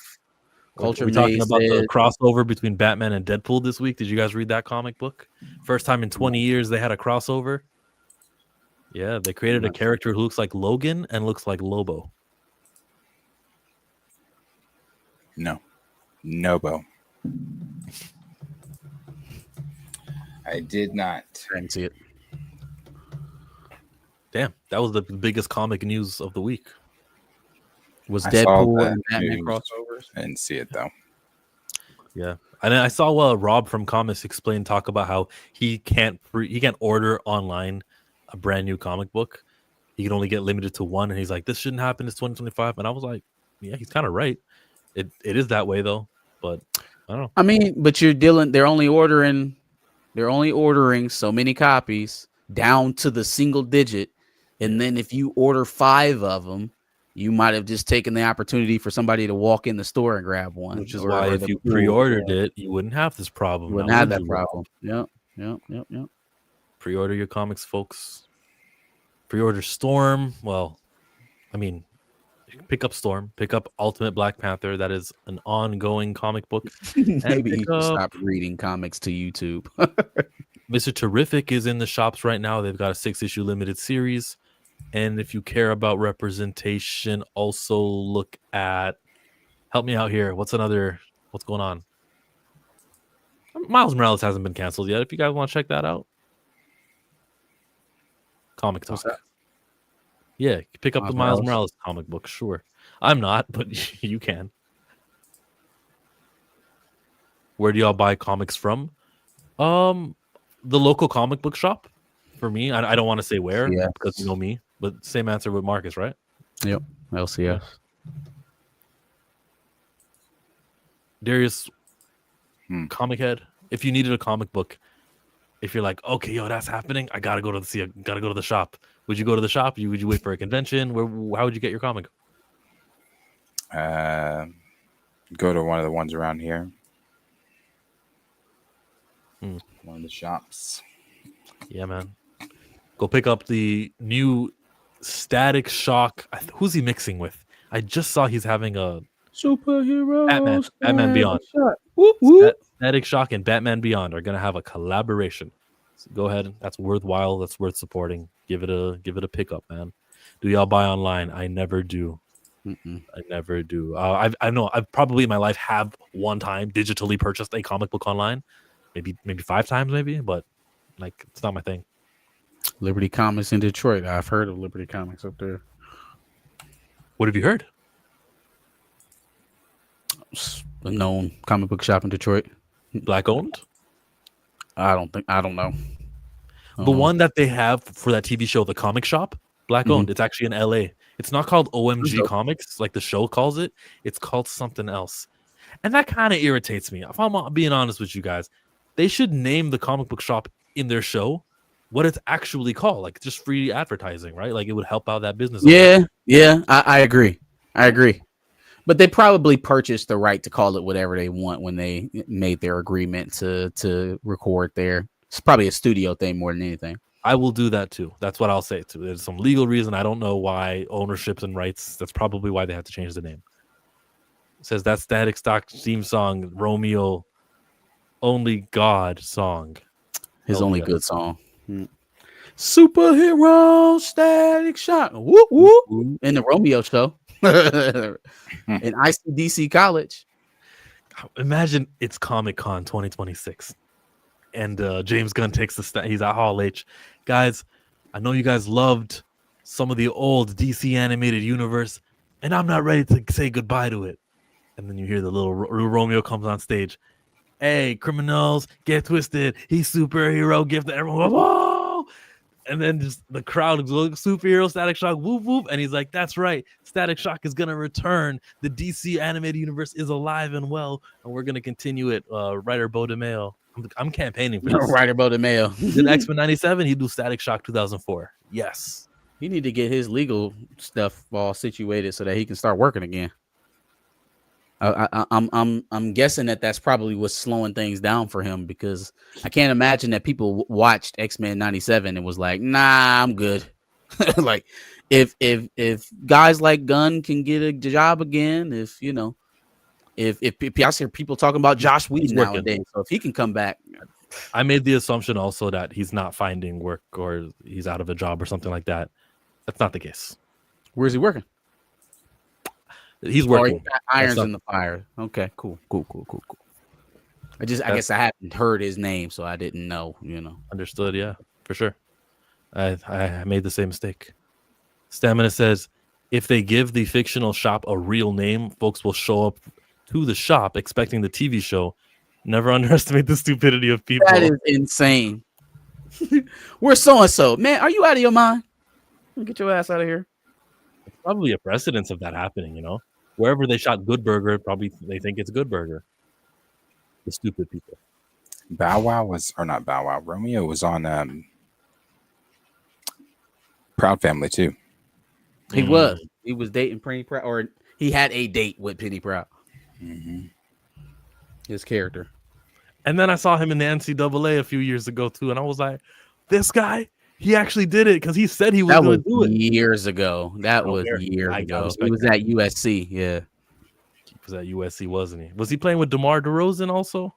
No. What's the name was there? OJ when he was there when OJ Mayo was there. OJ Mayo, huh? Mhm. That's so cool. Long ass time ago. Like, well, every time I think of Master P and like his interviews and things, like he's so cool. He's an accomplisher. I respect him so much. But wait, Mr. Terrific needs his series first. Wolverine Solid, check out your comic shop. There's 4 issues right now on the shelves, and the 5th is coming out next week. It might already be out. I haven't been to the shop in a minute. But yeah, they've got a Mr. Terrific comic book series. Give it a look. I want a static film, but it's really up to Milestone. I honestly don't know why Milestone don't want the DCU to do a live action static film. Complexities, my friend. I was about to And say, yeah, probably not Charlotte- Milestone, just an individual in charge of Milestone at the moment. There's a Charlotte Fullerton issue. Liberty Comics is awesome. Who would you guys get to play static? Anyone? I think Scout. we did this, didn't we? Miles Canton. Miles Canton can do it. I still like Caleb McLaughlin. Who else did we say could play Miles? Miles Canton can play who? Virgil Hawkins static. Oh, He's 18. I thought you were talking about Miles Morales. So let's say the hell he can. Katrina Richards says, "Hi guys, who would you like to play Kratos in the TV show God of War?" Kratos. Kratos. It should be Christopher Christopher Judge is who it should be. Like, what are we doing? Why are we playing around? Shave the man's head, put on the prosthetics, and let's do it. Him or Triple H? Hey, Triple H looks like him. I just don't want Triple H to act. I don't ever again. I just don't want to see it. Icons too woke for today's standards. I just saw Jarhanpur in a James Gunn Superman movie. I don't think he's worried about being too woke. Jarhanpur was the Palestine, basically. No. I have a friend who's on Instagram that looks like Static. Hey, sign him up. You guys are crazy. I got a friend on Instagram.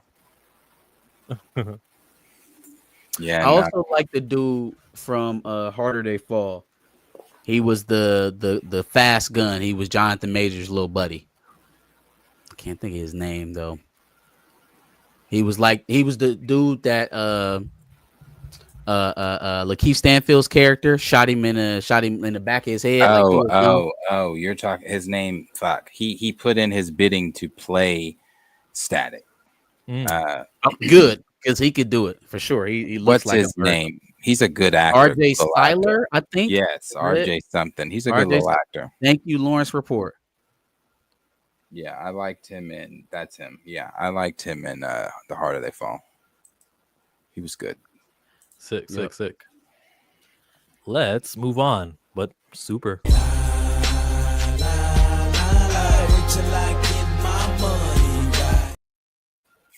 I'm Too Fly says Superman did better than all 3 MCU films. I'm just saying.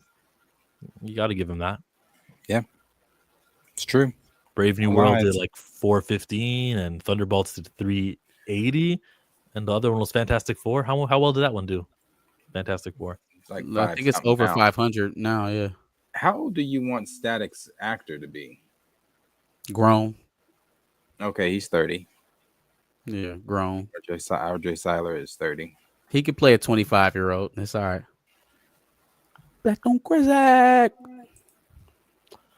The Fantastic Four First Steps movie grossed $519, and it might be over and done with. Is it done its theatrical run?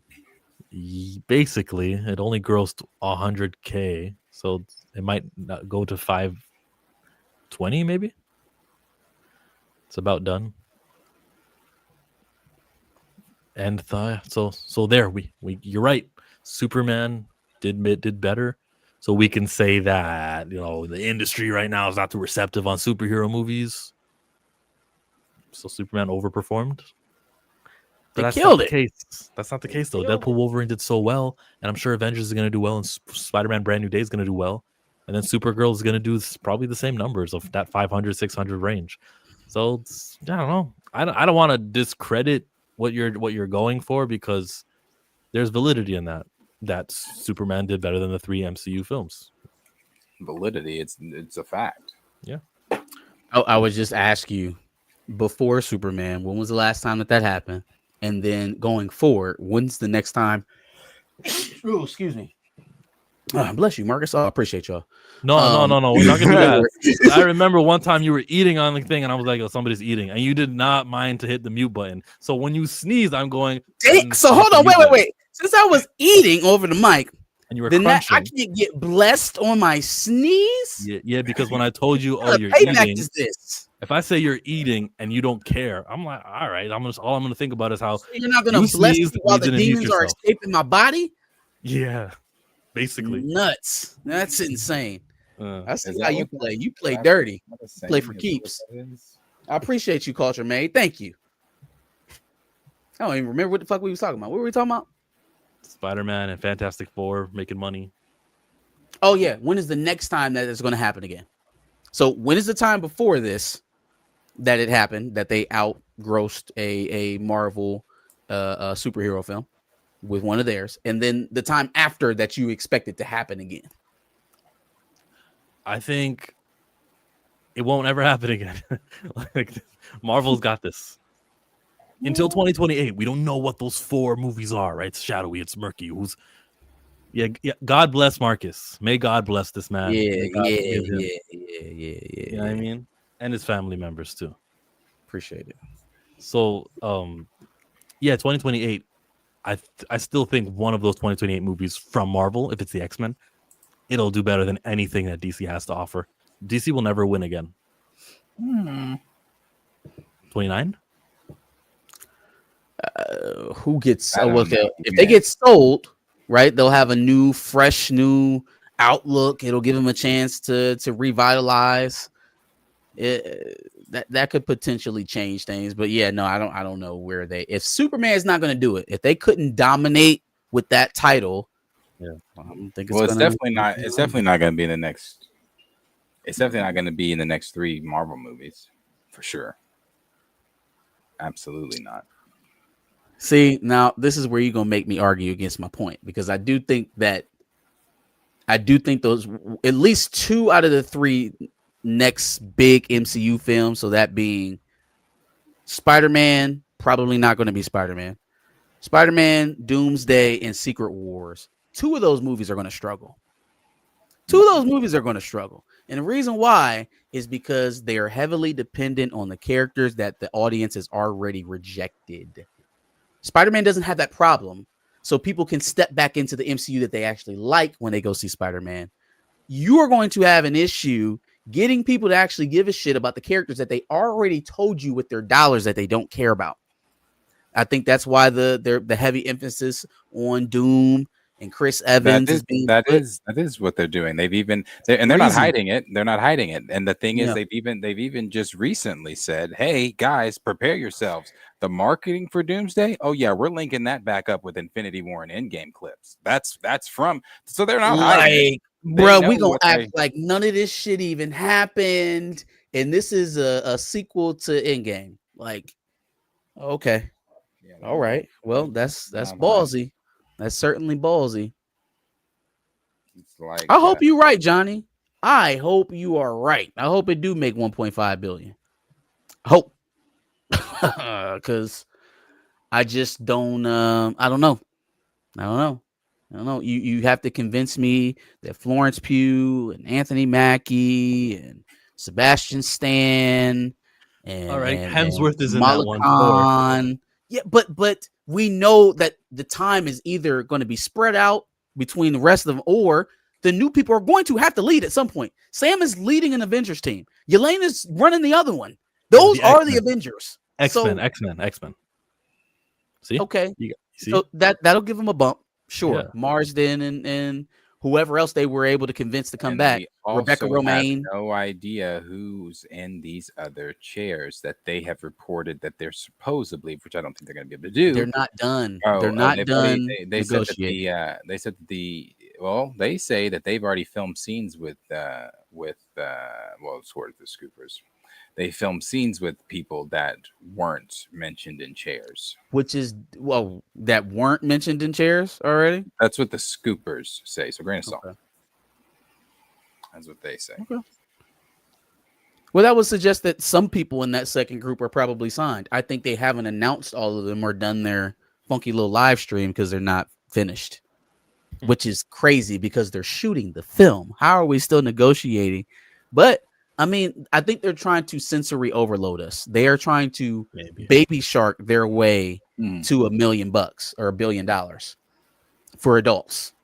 Like, I'm going to give you everything that algorithmically should please you, everything possible, and just hope that it's enough. How many times have you heard Baby Shark in your home? I can't count. Unlimited amount of times. Amazing Anytime. song. From scoopers to supers. You gon' think about me when I'm gone. I need that money like the ring I never won. We need the money. Thank you. I'm too DC wins 2027. On you tripping. Batman 2 and Superman. Ooh. Okay.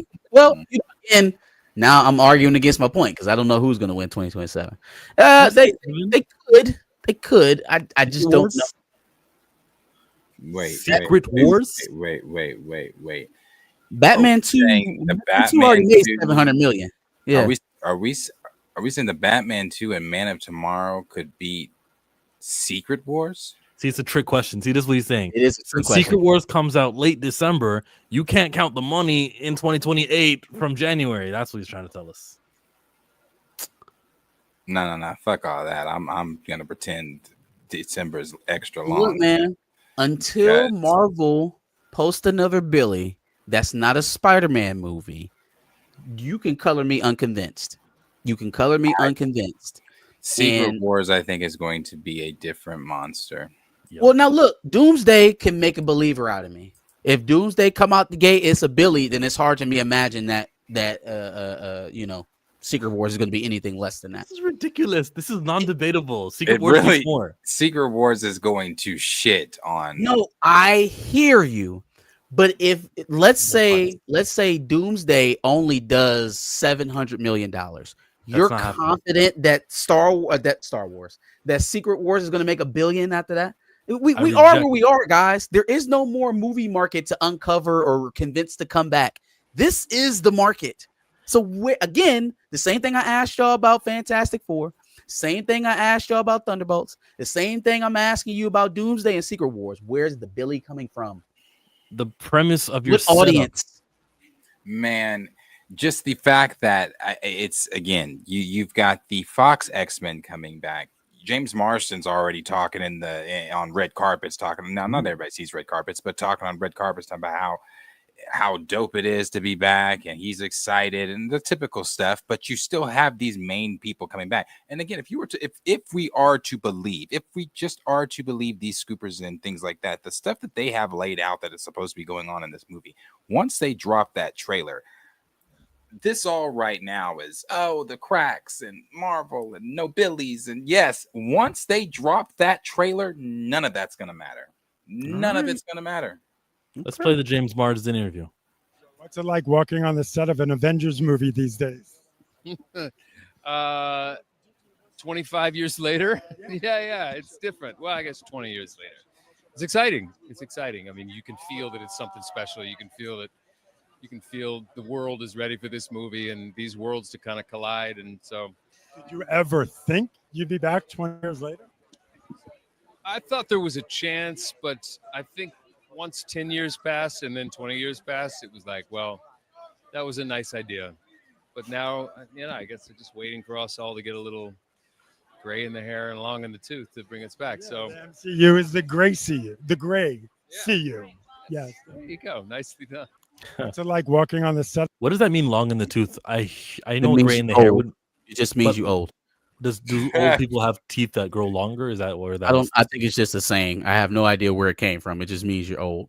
They're But- and again, take all this with a grain of salt. They're talking about Magneto having Polaris. Ian McClellan Wanda is like and- 90 years old, fam. What are you expecting to get from these guys anymore? But Patrick listen, Stewart is old as shit. all I'm expecting them to do with that though is to give me with that. I don't need to see Ian McKellen doing backflips and stuff like that. You want to use the stunt double, do the close-ups on his face like that. Give me some dope ass CGI Magneto shit. I'm cool with it. He said something again that made me even firmer in my point. What? The man says, when you go 10 years and you think, oh, well, maybe that'll still happen. And then 20 years, it's like, oh, well, that's a nice thought.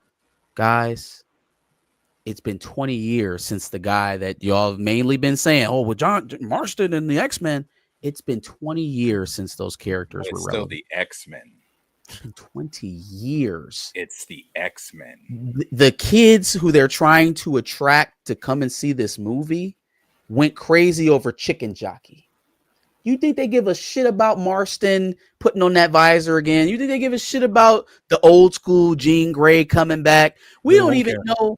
Did they get Storm? Is Halle Berry coming back? We know Patrick Stewart gonna be sitting in that chair the whole time while we watching it. We know Ian McClellan, like you said, if he's doing anything, will be stumped doubled all to hell. Listen, I understand how conventional wisdom would say, oh, they got all these things that we liked a long time ago, so why doesn't it work? Well, if that was the simple movie math, then nobody would be beating Expendables at the box office. Yeah, well, explain. But every Deadpool action and star that you've ever Wolverine. loved in your life, and every wrestler that they could think of in one movie, and you know what I'm saying? It's just not that. I don't think it's simple. What is Deadpool and Wolverine? A nostalgia fest for sure. That is what Secret Wars is going to be. Secret That Wars what is Doomsday not Deadpool and Wolverine. Brother, It is they not are Deadpool and they Wolverine. they are leaning heavily on the Infinity War and Endgame nostalgia. They are leaning heavily on the Fox X-Men nostalgia. You think they're going to shoot Secret Wars the same way they shot Deadpool and Wolverine?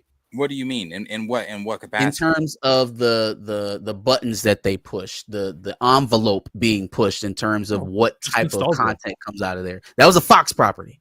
So we already knew the tenor was going to be different. I don't think it's going to be not that tone or anything like that, but you've got the Russos mapping out Secret Wars and Doomsday, and they get to play with the Fox X-Men and bring them into this whole thing. No, it's not going to be the tone of Deadpool and Wolverine, but it's going to have the nostalgia effect of Deadpool and Wolverine.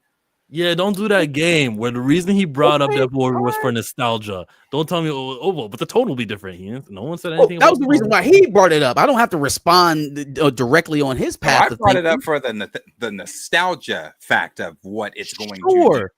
Are all nostalgia bombs created equal? How does Snow White just do?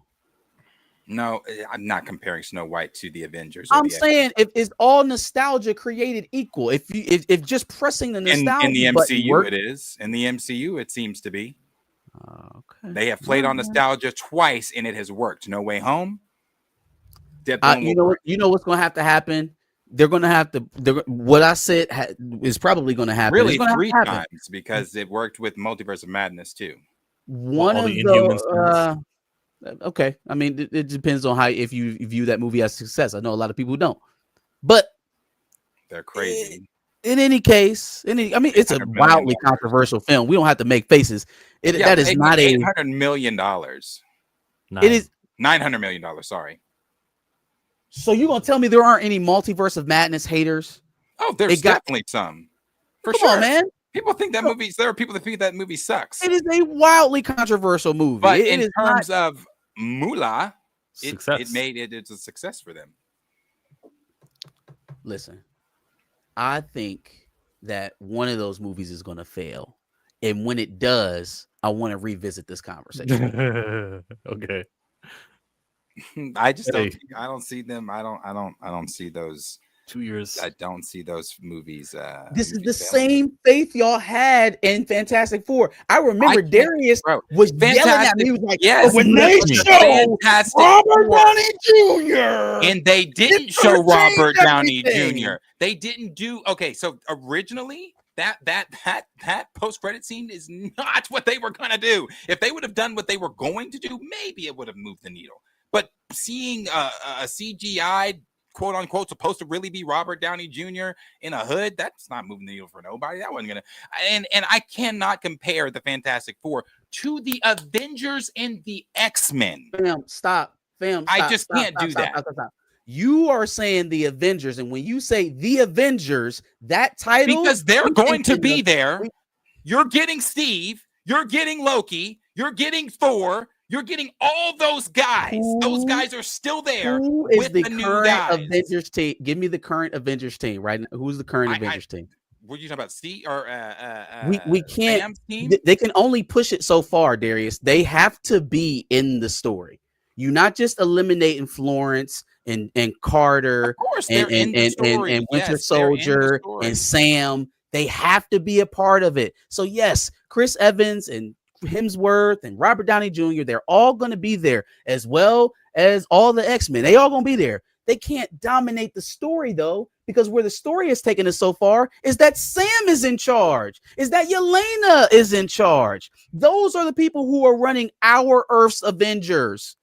So I don't think the movie is a Yelena leading movie or Sam Wilson leading movie. I think that they're going to lean on Thor and it's an ensemble Robert Downey cast. Jr. We're going to have to look at everybody, but they're part of the equation too. It is Infinity not War just was an the ensembles Avengers. cast. Infinity War had Nebula. Infinity War had Ebony Maw. A movie that has Right, Shuri guys, in it. what Infinity War had all of place this. were we in when Infinity War happened? We would have sat in that movie no matter what at that point, because we were totally in the invested. same space we're in People are now. not We were invested. in with Deadpool and Wolverine.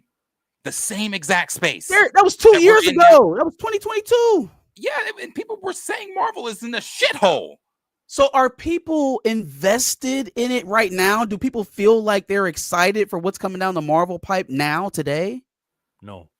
I don't. Avengers did is it gonna feel do like that. people were? And I'm going to keep comparing this because I can go back to some of my some of those trailer watches we did on the Planet Fanatics channel for Deadpool Wolverine. After every one of them, I said, maybe people are excited. I don't know. Didn't really move the needle for me. I'm still excited to go see the film, but didn't move the needle for me. And look what the movie did. I was in a packed theater. I don't argue with numbers. Numbers are numbers. I'm just saying the numbers for Marvel lately have been diminishing, and it would be foolish to look at that trend and say, nope, the guys I like are going to change it around. But that's not what I'm doing. Okay? So what were the movies before Deadpool and Wolverine? They were stinkers too, were they not? Yeah, true. And what I'm saying is, That's what I'm Wolverine and saying. Deadpool did not change the overall trajectory of the MCU, nor is a course not. Spider-Man movie that I think is going to be successful, but it's not going to change the general tenor of how people think about the universe. So again, what are they doing to recapture? Is Doomsday going to be enough? Doomsday is probably my canary. I've already don't let me convince you. I've already decided in my mind where it's going, but that's the one thing that can kind of change things for me. If Doomsday performs the way that you seem to think is going to perform, then you know I'm wrong. I'll be wrong. I'm just looking at, again, people watch chairs, and now we've already said that internet excitement doesn't always transfer to theaters. That's right. People watch chairs. I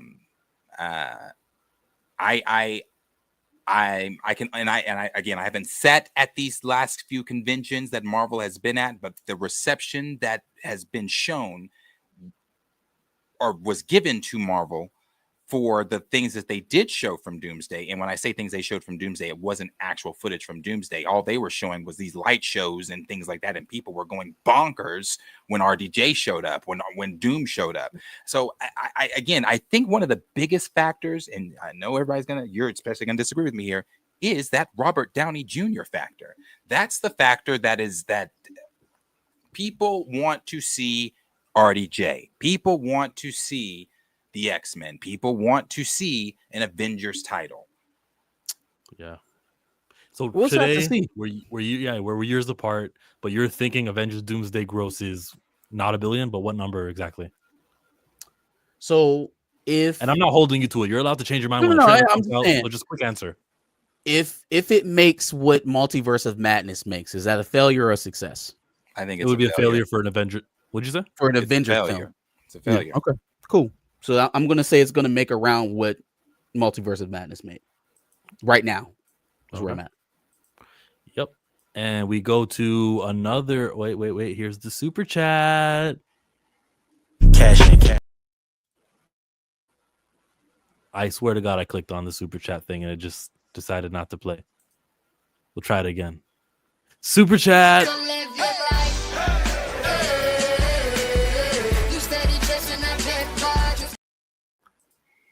Chasing the paper. I'm Too Fly says Foxman wasn't even popular like that. Wolverine was. Okay, well, Wolverine's going to be in this.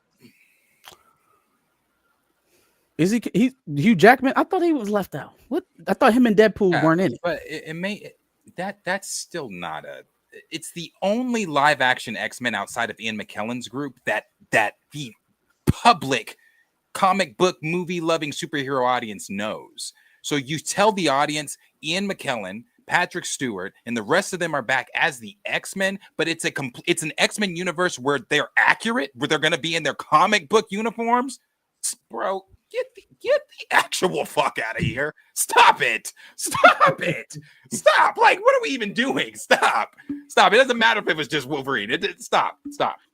Apparently, there was an all-new government-approved daily show with your patriotically obedient host, Jon Stewart, tonight. CNN is reporting a source said ABC wants Kimmel back, but he needs to lower the temperature. I believe Jon that. Stewart said that? No. He was making a joke about Jon Stewart. He's not obedient in any regard. But the CNN report is interesting. They're already signaling that they want him back. Disney is man. Boycotts work. Stop shopping at Jesus. Target, people, because they canceled their DEI initiatives, and you need to not give them money. Think about places to go. Blank says lower the temperature, so long as he takes a trip to Israel. Right? Am I right? Oh gosh. Oh no. Hey, you made a we need to talk. Yeah, but Jimmy's never been on that side of. He's been on that side. Yeah. When Kamala Harris was doing the interview with Jimmy Kimmel, a lot of protesters were interrupting the interview and saying like, "No, you're not with Israel. You got," and then he just like shut them up. Let's play some music. When some fan was like, "Hey yo, can I get a free Palestine, Jimmy?" He's like, "Free what?" I gotta see that. I didn't see him say the reject free Palestine. I've seen him actually talk about the children. We got one more. That's how he introduced the show. We got one more super chat. That's how John did. Yeah, it popped up on my feed. We'll check that out after this T'Challa talk, after this Mandalorian talk. For sure. Puma Lee decided to give us money. In my bag now. What in the hell? Your ass gonna be on YouTube. Puma Lee with the $5. If they have the real T'Challa, King of Wakanda, then it will definitely make $1 billion. T'Challa is the key to save the MCU, period. Well, they're gonna have T'Childs.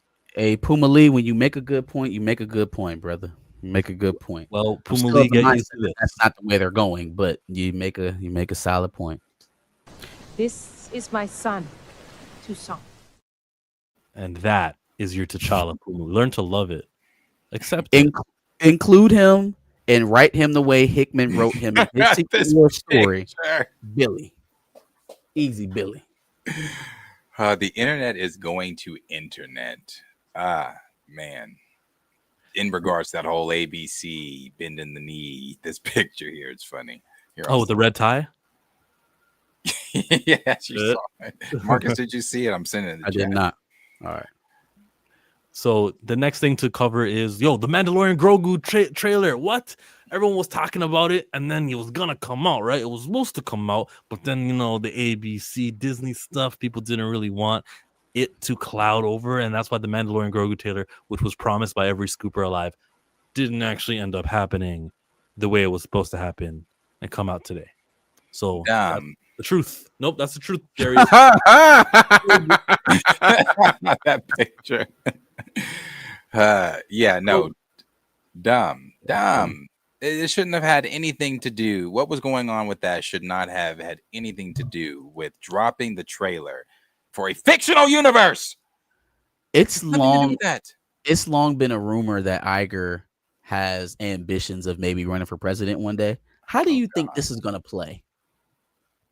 How do you think that this moment is going to play? Yeah, I pretend fired my late night show host, but then asked him to please be nice to the Cheeto head, but please vote for me.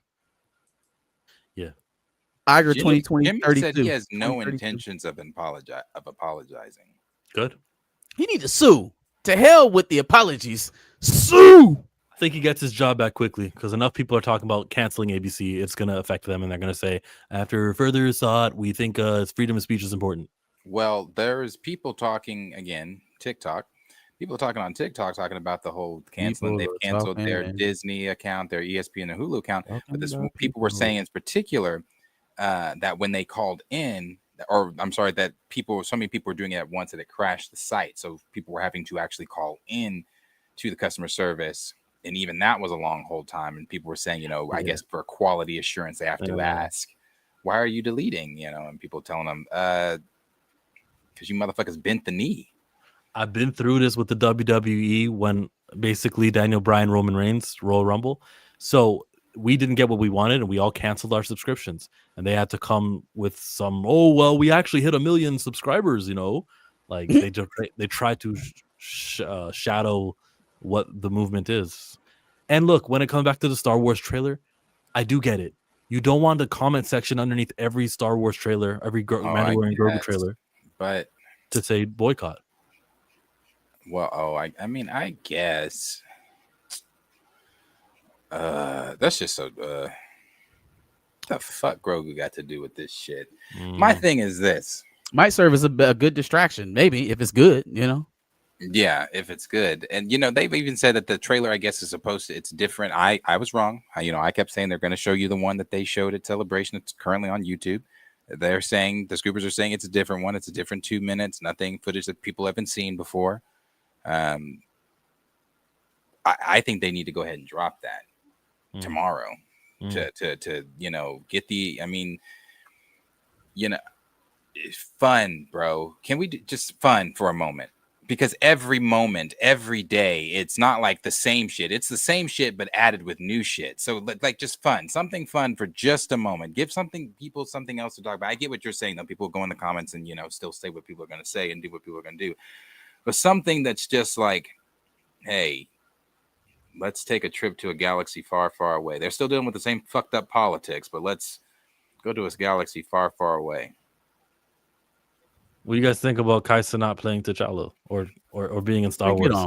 Get that shit off my screen. And then John C says, if you support the Pantheon, don't insult Darius, Chill, Hell yeah, John C. With Kaisa not, who care less what we're doing here right now. Talk that shit, right? John C. And then we get a super chat. Need a ride, I can rank you up. Money, I can change you up. You can have your own, no longer be the passenger. Free the guys. All right, Free Palestine. All of them. There was a report came out that the death count is at 680,000 people who have died so far. In Gaza, it's only 2.2 million people who were even there from the beginning of this. And this is genocide. This is it is. This is deadly. What? I already tell you guys all the time, I'm already sensitive as it is. The video of the Palestinian little kids graduating elementary without their parents, and they're all crying. That is so fucking heartbreaking. And that is, man, that's tough. They're using, obviously, we know, unfortunately, they're using these kids for target practice. There was some of the doctors that are over there reporting that it'll be like several headshots in the same day. It'll be several directing the hit. They hit him in the genitals, bro. Yeah, they hit him in the genitals. kneecaps. They just play games with each other. And then, so now the society has crumbled down to the point where now the soldiers, there's a internal like strife. They don't want to go back because somehow they're realizing, oh shit, I've been propagandized into killing or unaliving children. And poor soldiers. It's breaking down their mind. Yeah, it's breaking down their mind. I feel so bad for them. Absolutely not. Like, I think education is important, and telling you that this isn't like one rogue leader who just took it too far. This is society wide. This is how societal, man. A lot of them support this. They want to go even further. There's a fringe wing to the right of Netanyahu. Yeah. That wants him to go even further. Ben Gavir. Yeah, those guys over there. So the important thing also next to that after education is to call to action. What can you do about it? How do you free Palestine? Well, you can download the No Thanks app, and No Thanks app was just you can scan a barcode on any product in the grocery store, corner store, anything, and it'll say no thanks. They support Israel. Coca-Cola has a factory in Israel, or Burger King offers free meals to their soldiers, or Tide laundry detergent will clean up. So download the No Thanks app. That is a call to action. It's one thing to say free to guys and all that good stuff. I love it. Let's also like do something about it. If you find out a company's complicit, then stop shopping with them. And all you got to do is remember it once, and you just pick the product that is right next to it. You don't like Maxwell House instant coffee. You don't need to like that anymore because they've got ties to Israel. Go download the No Thanks app to see for yourselves. But these studios also are pretty complicit with Israel. Pretty involved and pretty supportive of them, and silencing some of their actors. This is huge. It's like the hugest story in the world. Even before this current conflict from the last 2 years, it's always been a thing. And the evil people who live in that part of the world need to be held accountable, need to have the mirror, need to have the spotlight on them. And I think that we've done that collectively, the three of our channels, but we've also done that collectively, like community wide, on TikTok, on Twitter. Like everyone's like awakening to them. That being said, Adnan says, but isn't Israel just defending itself? If Adnan Kabir was not an Arabic name, I would explode on you, my friend. We got one more super chat. Never take a damn thing slow. All I know is chase this dough and get money. Which uncle would you live with? Uncle Phil or Uncle Bernie? Bernie Mac? Uncle Phil. He's got a nicer house. Yeah. And I feel like Bernie Mac was so strict on the kids. I want to be with Uncle Phil with a butler.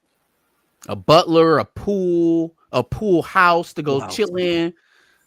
Uncle Phil was barely at home. He got one of them jobs. He could protect you. He could throw out jazz with one little all the way. Bernie Mac was always chilling at the crib, dog. He was always at the crib. Shout out to him. You wouldn't be able to get into nothing with Bernie Mac. His dad. Give me Uncle Phil. Uncle Bernie had some celebrity friends show up at his place, though. Triple H was there. He did have some celebrity friends, and showed up at the bank's residence quite often. Not as celebrities though. They was playing other characters. Oh well, I mean, like Trump. Well, skip that. He was on Fresh Prince. He was. God. Does that change it? Does it go to Bernie now? No, unfortunately, I'm still a Will Smith fan. So. This is old Trump. Yeah. This is Central Park 5 Trump. It's not the same as President Trump. Yeah. I seen somebody trying to context that one for me too. They like, if you understand the American media at that time, the only information we had is that these individuals struck a woman and violently raped her. I said, oh, that's the context. That's the context. Stereotyping, standard American racism. That's the missing context, huh? To the Central Park 5 stuff. Gotcha. Yeah, he also volunteered it. He didn't need to make a statement or do the thing in the paper. Like he went took out of his an way. ad in the paper to let everybody know. How about this is unbelievable? I'm gonna wait for the case. I'm gonna see more information. Nope, hang them on. String them up. It would be poetic if he put him by the same tree where the woman was found. Yeah.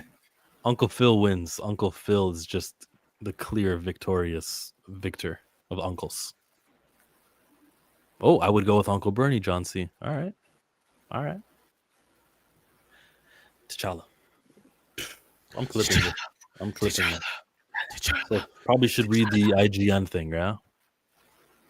Or the Brad Winderbaum quote. Where was it? Did I send it to you or do you send it to me? I'm pretty sure I sent over it all, I thought. Yes, you did. Screen Rant. It was Screen Rant. Thank you. Let's do this. You're watching my favorite YouTube channel. I'm Chillmonger. That's Planet Fanatics Darius, Marcus from Back of the Bus. And hours ago, we see that Screen Rant gives a little article. Okay, they spoke with the creators of Marvel Zombies. Why Marvel didn't recast Chadwick Boseman's Black Panther for the new MCU show explained. And I'm going to explain it here. I'm going to be very quick. They disrespect a dead Chadwick Boseman, dishonor him, misremember him, and are tarnishing a man's legacy in his death. And it's been going on for too long. It's disgusting to me.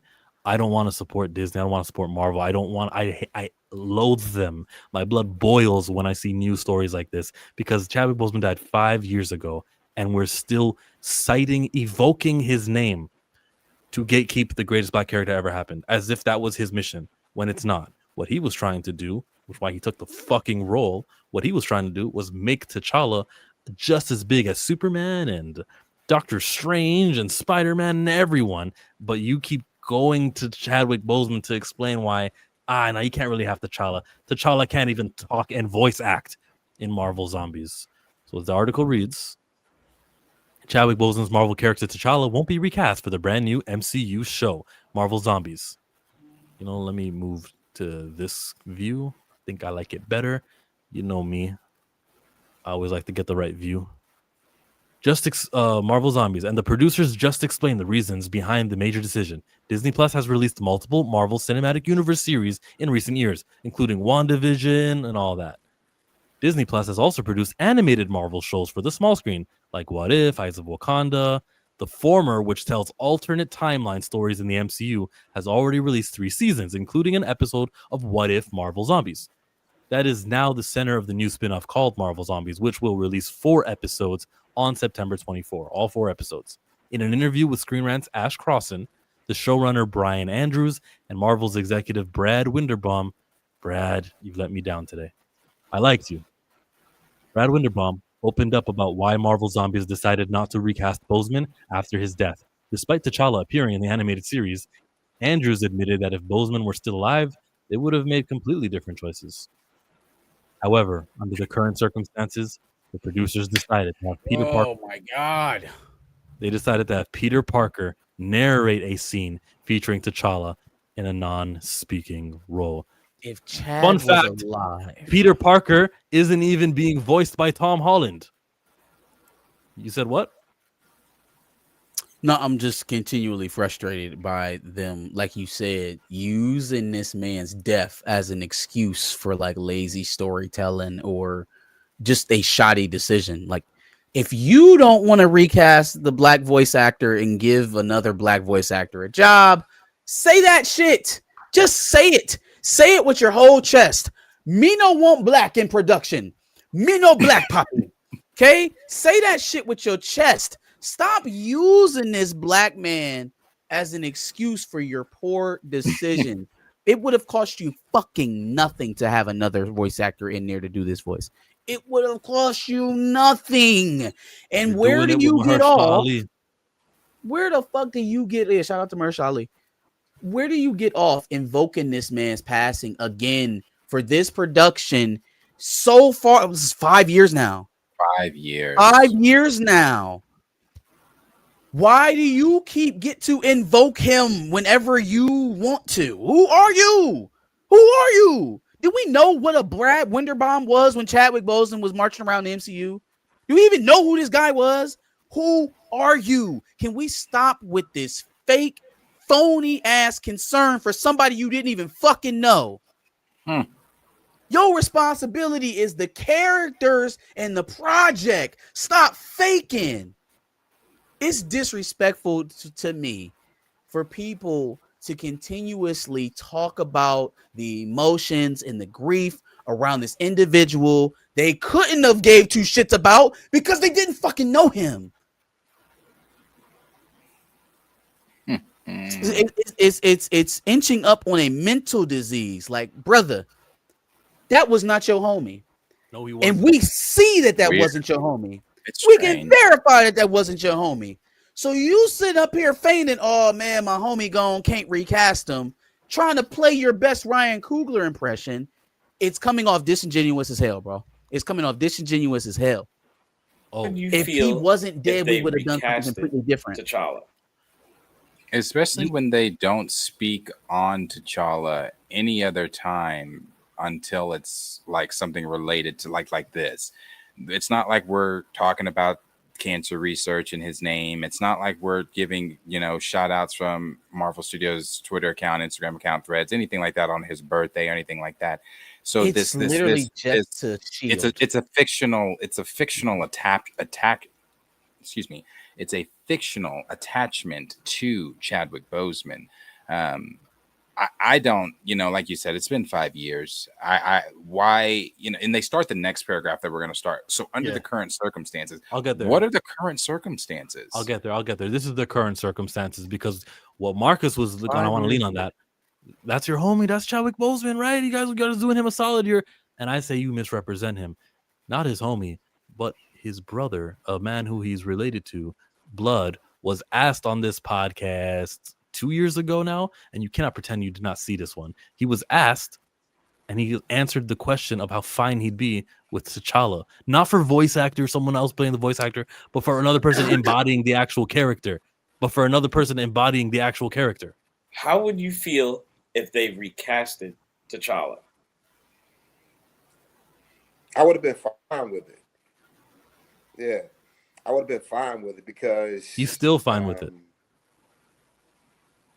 Chad was not him, and he wasn't Chad. Duh. Chad was Chad. T'Challa is just a character. So move on. When Christopher Reeves had the accident, they didn't stop having Superman or Harrison Ford. They just got somebody else to play the role of Superman.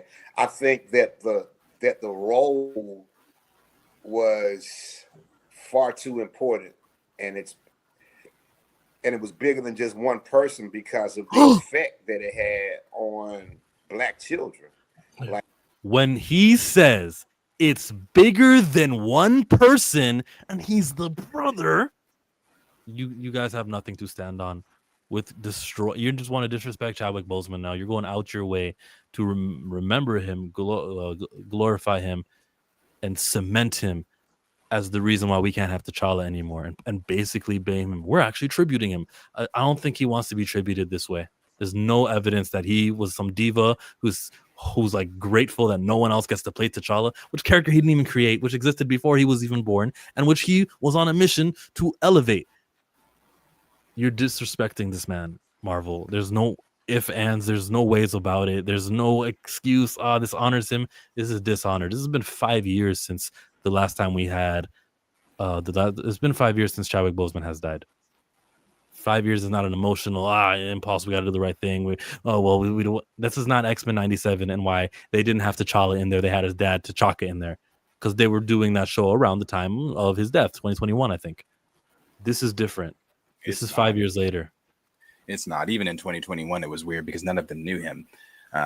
It's weird to have this attachment to a person that you didn't even know was sick. It's weird to have this attachment to a person that you probably didn't spend any time on the set with at all, unless you were really a part of that Black Panther set. You can be a part of the Marvel Studios, employment body, and hey, my co-worker's Chadwick Boseman, but I've never seen him.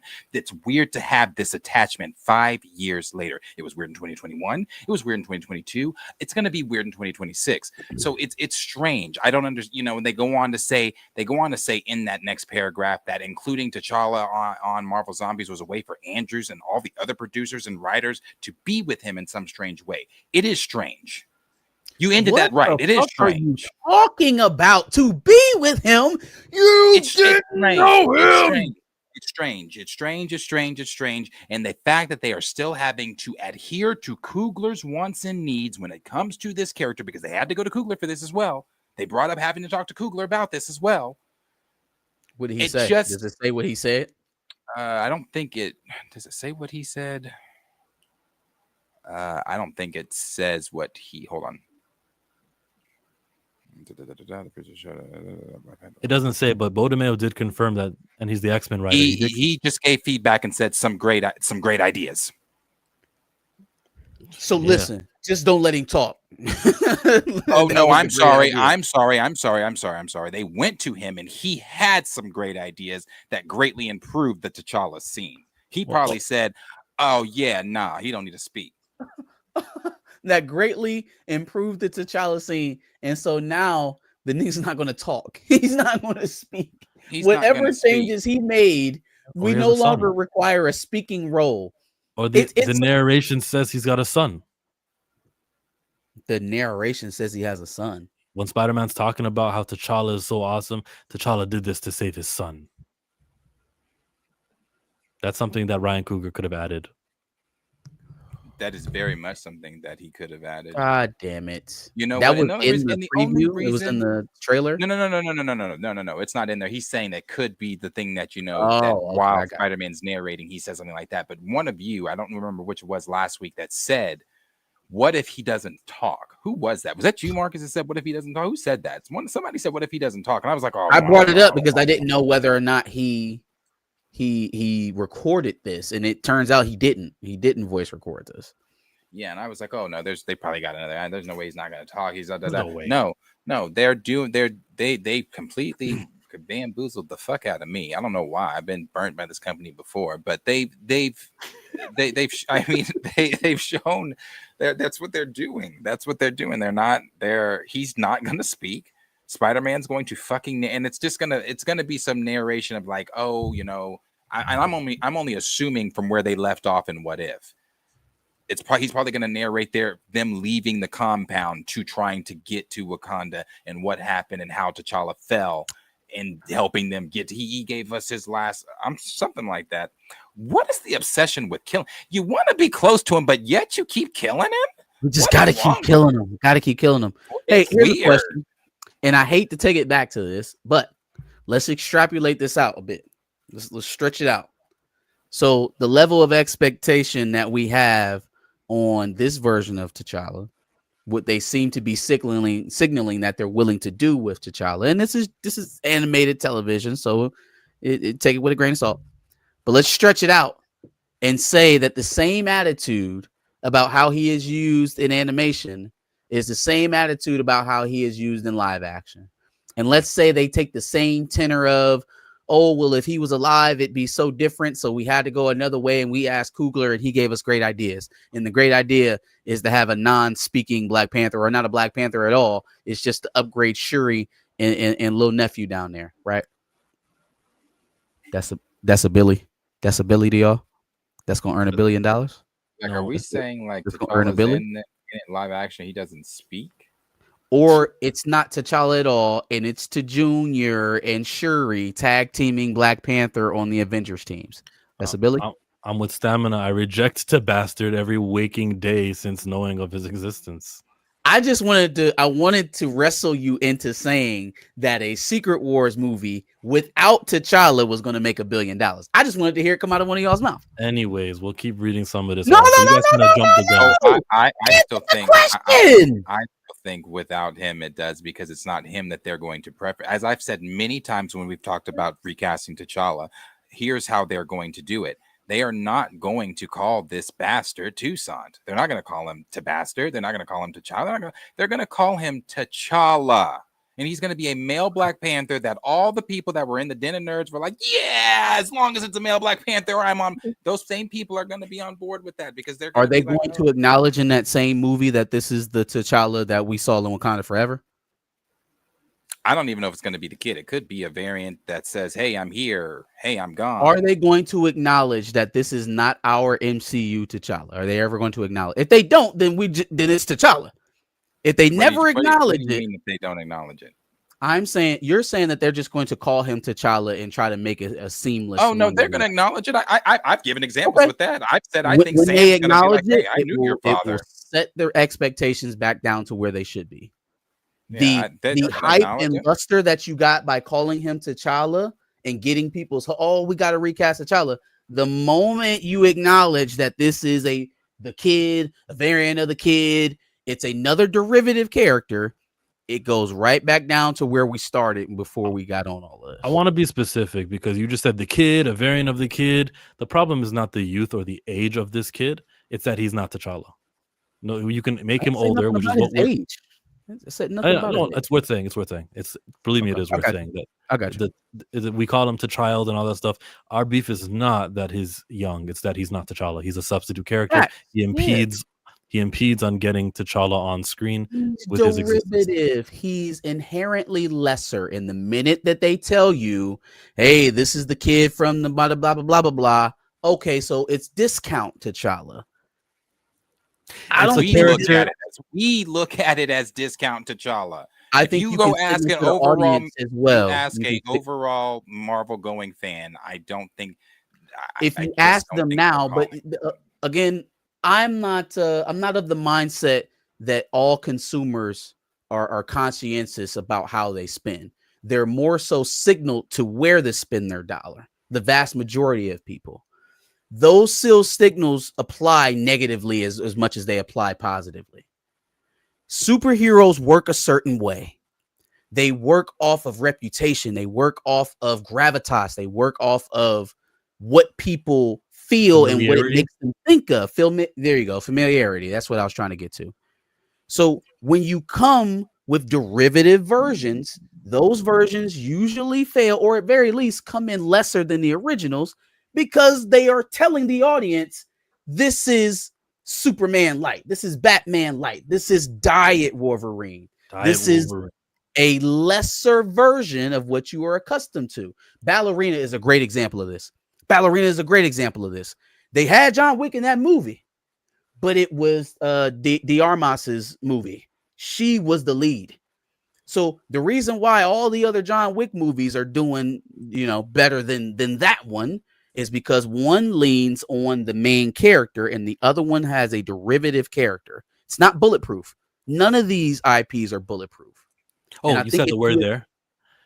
IP. Yeah, but that was also called Toussaint. Ballerina. Toussaint is an IP character that didn't exist 59 years ago. Toussaint is an IP that no matter how hot Toussaint gets and you make him older and you only call Toussaint T'Challa and you got a great actor, the guy from Long Walk, you get him to play and where Dancing Idris is playing Toussaint and he's calling himself T'Challa, 3 movies, making an appearance in Avengers. No matter how big this guy gets in 10 years and 12 years and 15 years, things are going to reboot. Things will return to ground zero.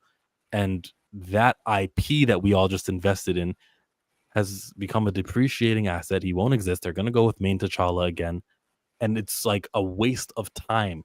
You get it? It's not an investment. I can't get excited for a character who is not going to be here long term. And I know that since 1938, you've had Superman going strong. And these superheroes are long term. Iron Man is long term. Spider-Man is long term. Hulk. We get them over and over again. We get them re-envisioned by new actors and over again.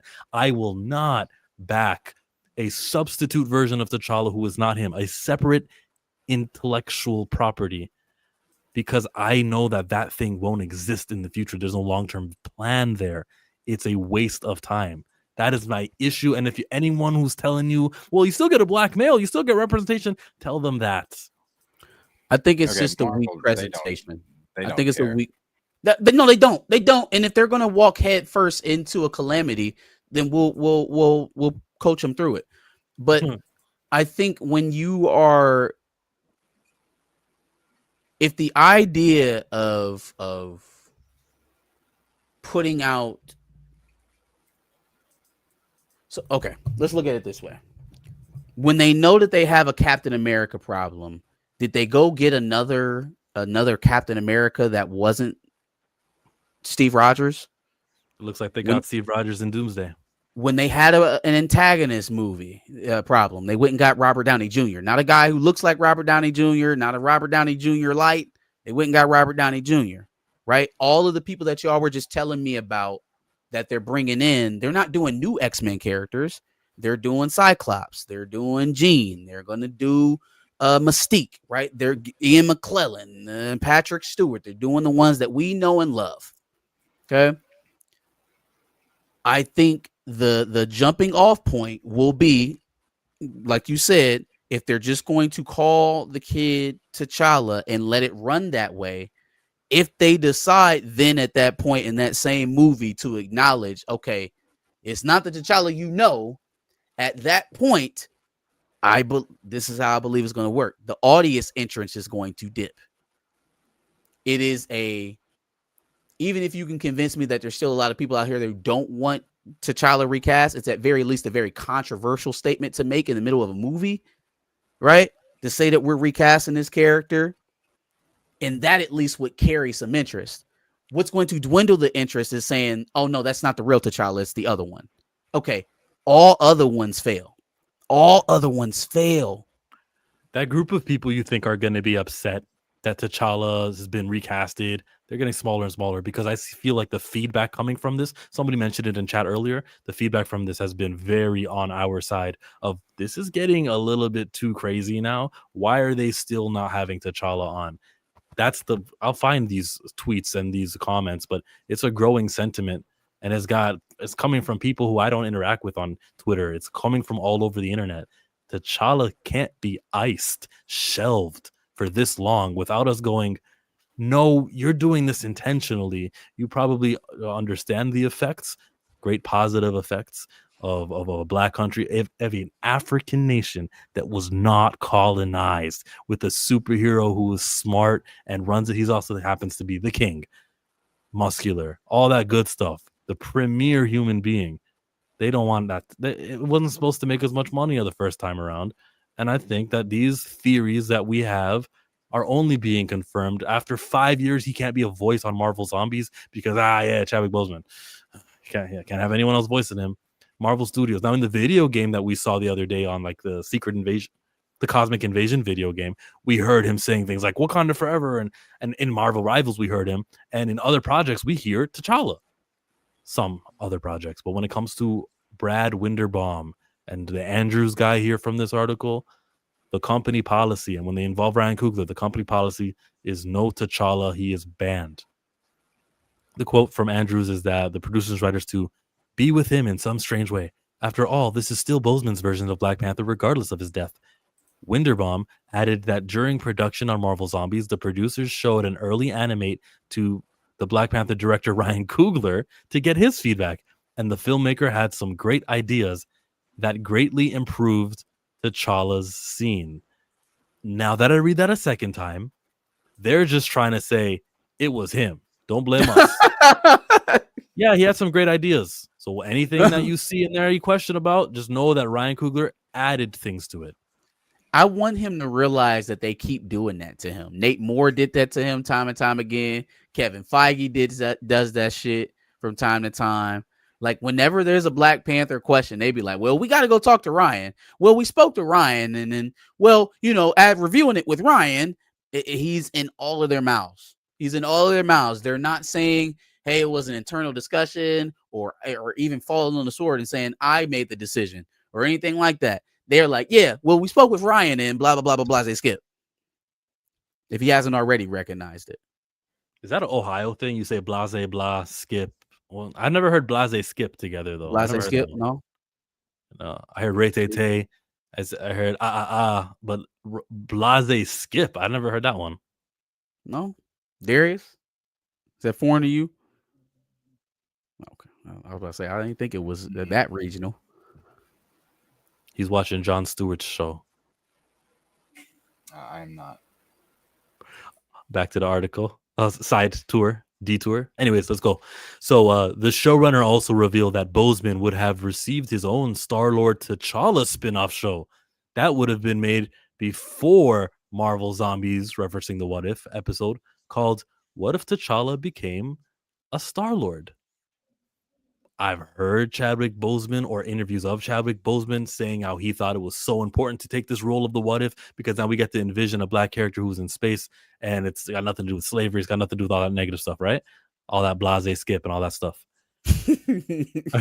I heard that, and now I guess Boseman was in talks and was gonna take that Star-Lord version of the character even further and spin out into a Marvel Zombies. That sounds awesome, and I wish we could have gotten that. And there's no reason why we couldn't keep getting it. T'Challa's an important character. The morbid attachment of this actor to this character is crazy wild, and they keep leaning behind the emotions, and this is how we respect Chadwick Boseman. Your thoughts, guys, on Star-Lord T'Challa getting a spin-off show that would have happened if he was still alive? Man, I you're thought picking so. up on the colloquialisms, huh? You're picking up on the sayings and vibes and whatnot. Allen Iverson used to say that this, that, and the third. A third. One thing's for sure, two things for certain. I love those Allen Iverson stuffs, but I love Allen Iverson. Shout out to AI.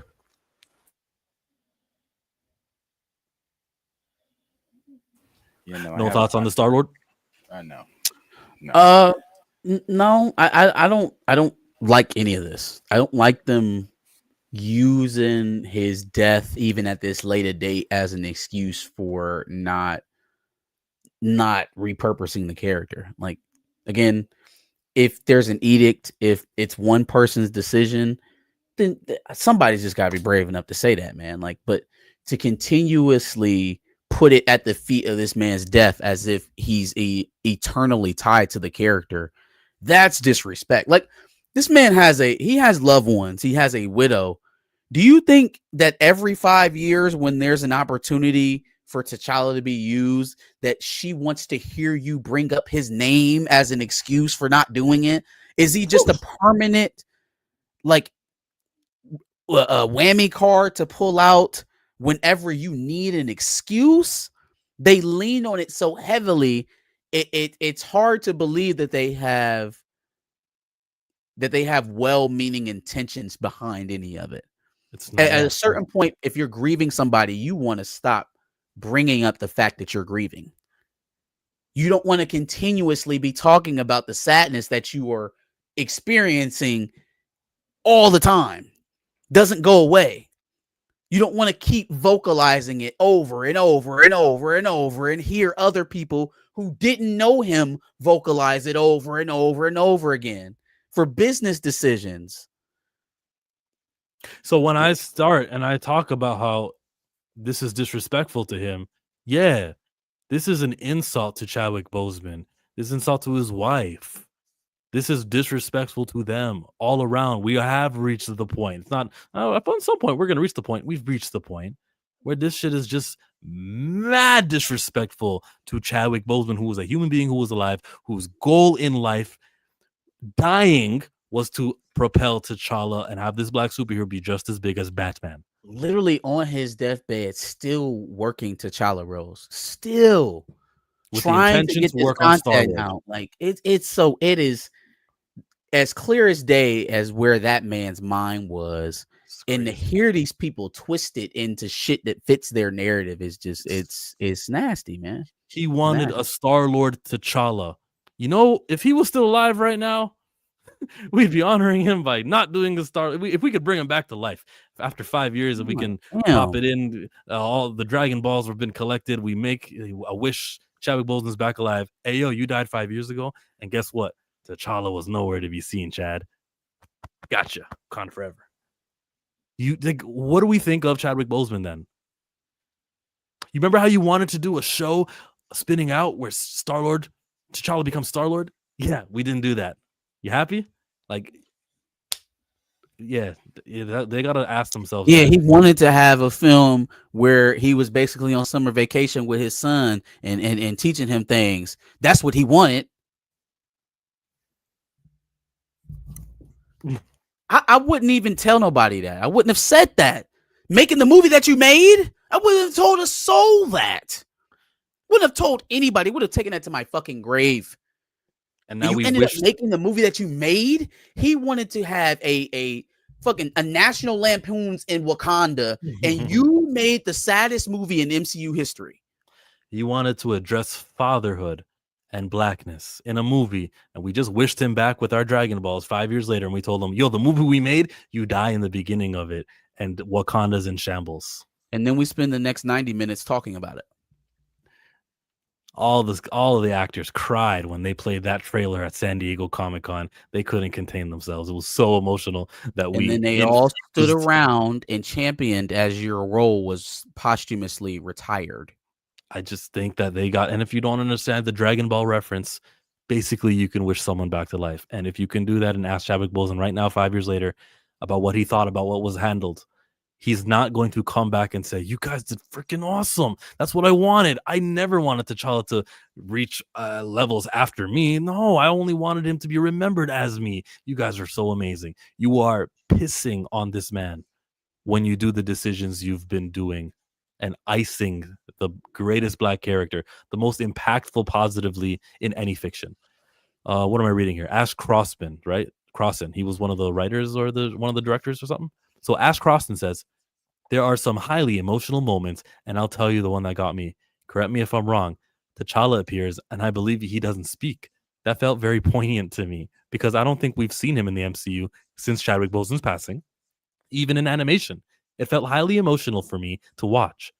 What did that choice mean to you? And how did you come to the decision to not have someone come in mind and voice that role? And Brian Andrews says, yeah, for all the reasons you laid out, that's why we chose to have Peter narrate that moment. Reminder, Peter Parker isn't being voiced by the MCU's version of Tom Holland. Wait, what reasons did he lay out? He just asked you what led to the decision. What reasons did he lay out? For all the reasons you laid out. What were the fucking reasons? That we haven't seen him in the MCU since Chad died. It felt highly emotional for me. Yeah, there was no reasons. I don't see it. Oh, fucking hell. Well, that's why we chose to have Peter narrate that moment. We didn't have Chadwick. If we had Chadwick, it would have been completely different choices. If we had Chadwick, he would have had his own Star-Lord T'Challa spin-off show long before we did the zombie thing. But being able to revisit his character in that way, the way it plays out, it was another way to be with him in some strange way, even though there were no words. You know what I mean? It's still Chadwick's Black Panther, and that's insanity. Rad. It's still Chadwick's Black Panther, and that's rad. So they thought it was more important to tie T'Challa in What If to Chadwick Boseman than to have the greatest Black character ever actually put the fucking character. They're so sad that they can't write the character and do spinoffs and show shit that they won't write the character and do spinoffs and show shit. Don't you understand how limiting T'Challa makes us love Chadwick Boseman more? Oh my God, man. We're so depressed that we can't keep telling these stories, that we are actively not going to tell these stories because I remember seeing that the Christopher Reeve documentary that we had is going to be, the creators of that are going to do one for Chadwick Boseman. I saw one saying that. But the Christopher Reeve documentary talks a lot about how he helped Superman. We're not doing that with Chadwick Boseman. We're not going because Chadwick Boseman did such a good job. It allowed for T'Challa to reaching heights that never happened before. We're not affording him the privileges that the accomplishments that Christopher Reeve accomplished. We are actually robbing him in name of honoring him. This is disrespectful. This is anti-Black.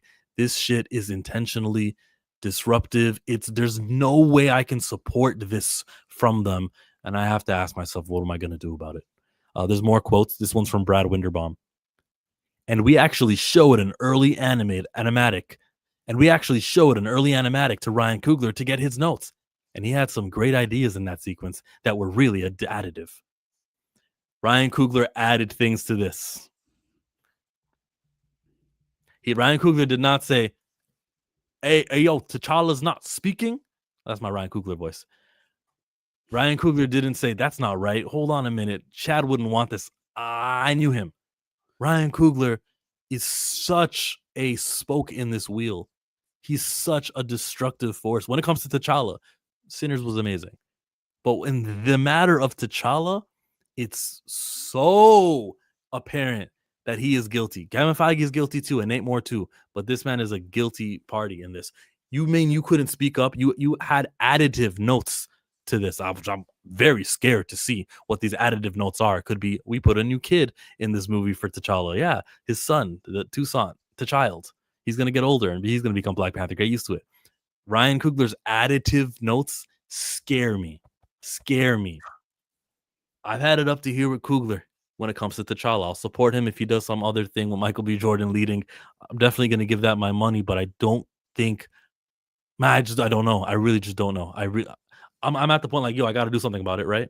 So what I do, stop giving Coogler my money, stop giving Nate Moore my money when he's on Survivor. Like, what am I going to do about it? What are we going to do about it, chat? He's on Survivor? Nate Moore is. Shut up. My man said, I'm about to go live in the jungle for a little bit. Yeah, he's a fan of that show. I'm about to go rough it. Yeah, no, I think I said most of what I can express for all of this. I will say though that if this is, and it very may well be, but if this is the same attitude they are putting in or they're having towards Wakanda proper there in the MCU, put the fries in the bag. Put them in the bag. Put the fries in the bag. Wrap it up. This thing's through. Secret wars, no wars, the war games. Don't care. Not happening. He really is doing Survivor. That's crazy. Man said, I'm about to go live rough. I'm gonna detach from this hectic lifestyle of Disney. This title thing here says, meet Nate, a Hollywood producer channeling T'Challa to enhance his gameplay. No, it didn't. I didn't say that. Fuck you, Nate Moore. No, fuck it did not. you. Fuck you. He did not say channeling T'Challa. So now we know why T'Challa can't be back out there. Because I can't play him. It wasn't enough that I was executive producer. I wanted to play him.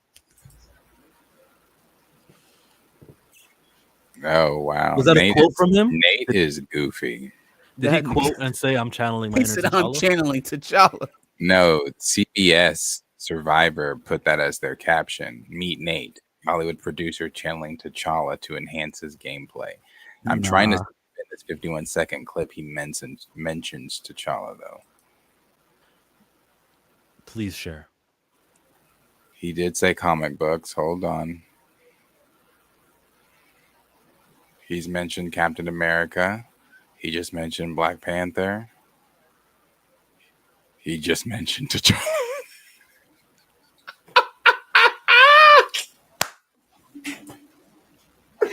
I'm sending you this video. The people of our time today are I absolutely didn't even know this man They are was shameless. Mr. We got to make the movie we can make. And if you don't like that, fuck off, basically. That guy is now channeling T'Challa. Hey, Nate. I'm hitting with the Tony Yayo face. He's in the. Oh, that's funny. Oh, he said. It's funny. Here, this video here. Meet Nate. I got on Survivor. I didn't want to be. Hold up. Let me get the volume right. Let me get the start of the video. I actually learned how to swim because I knew if one day I'd got on Survivor, I didn't want to be the black guy who couldn't swim. Yeah. That's the first thing out of your mouth.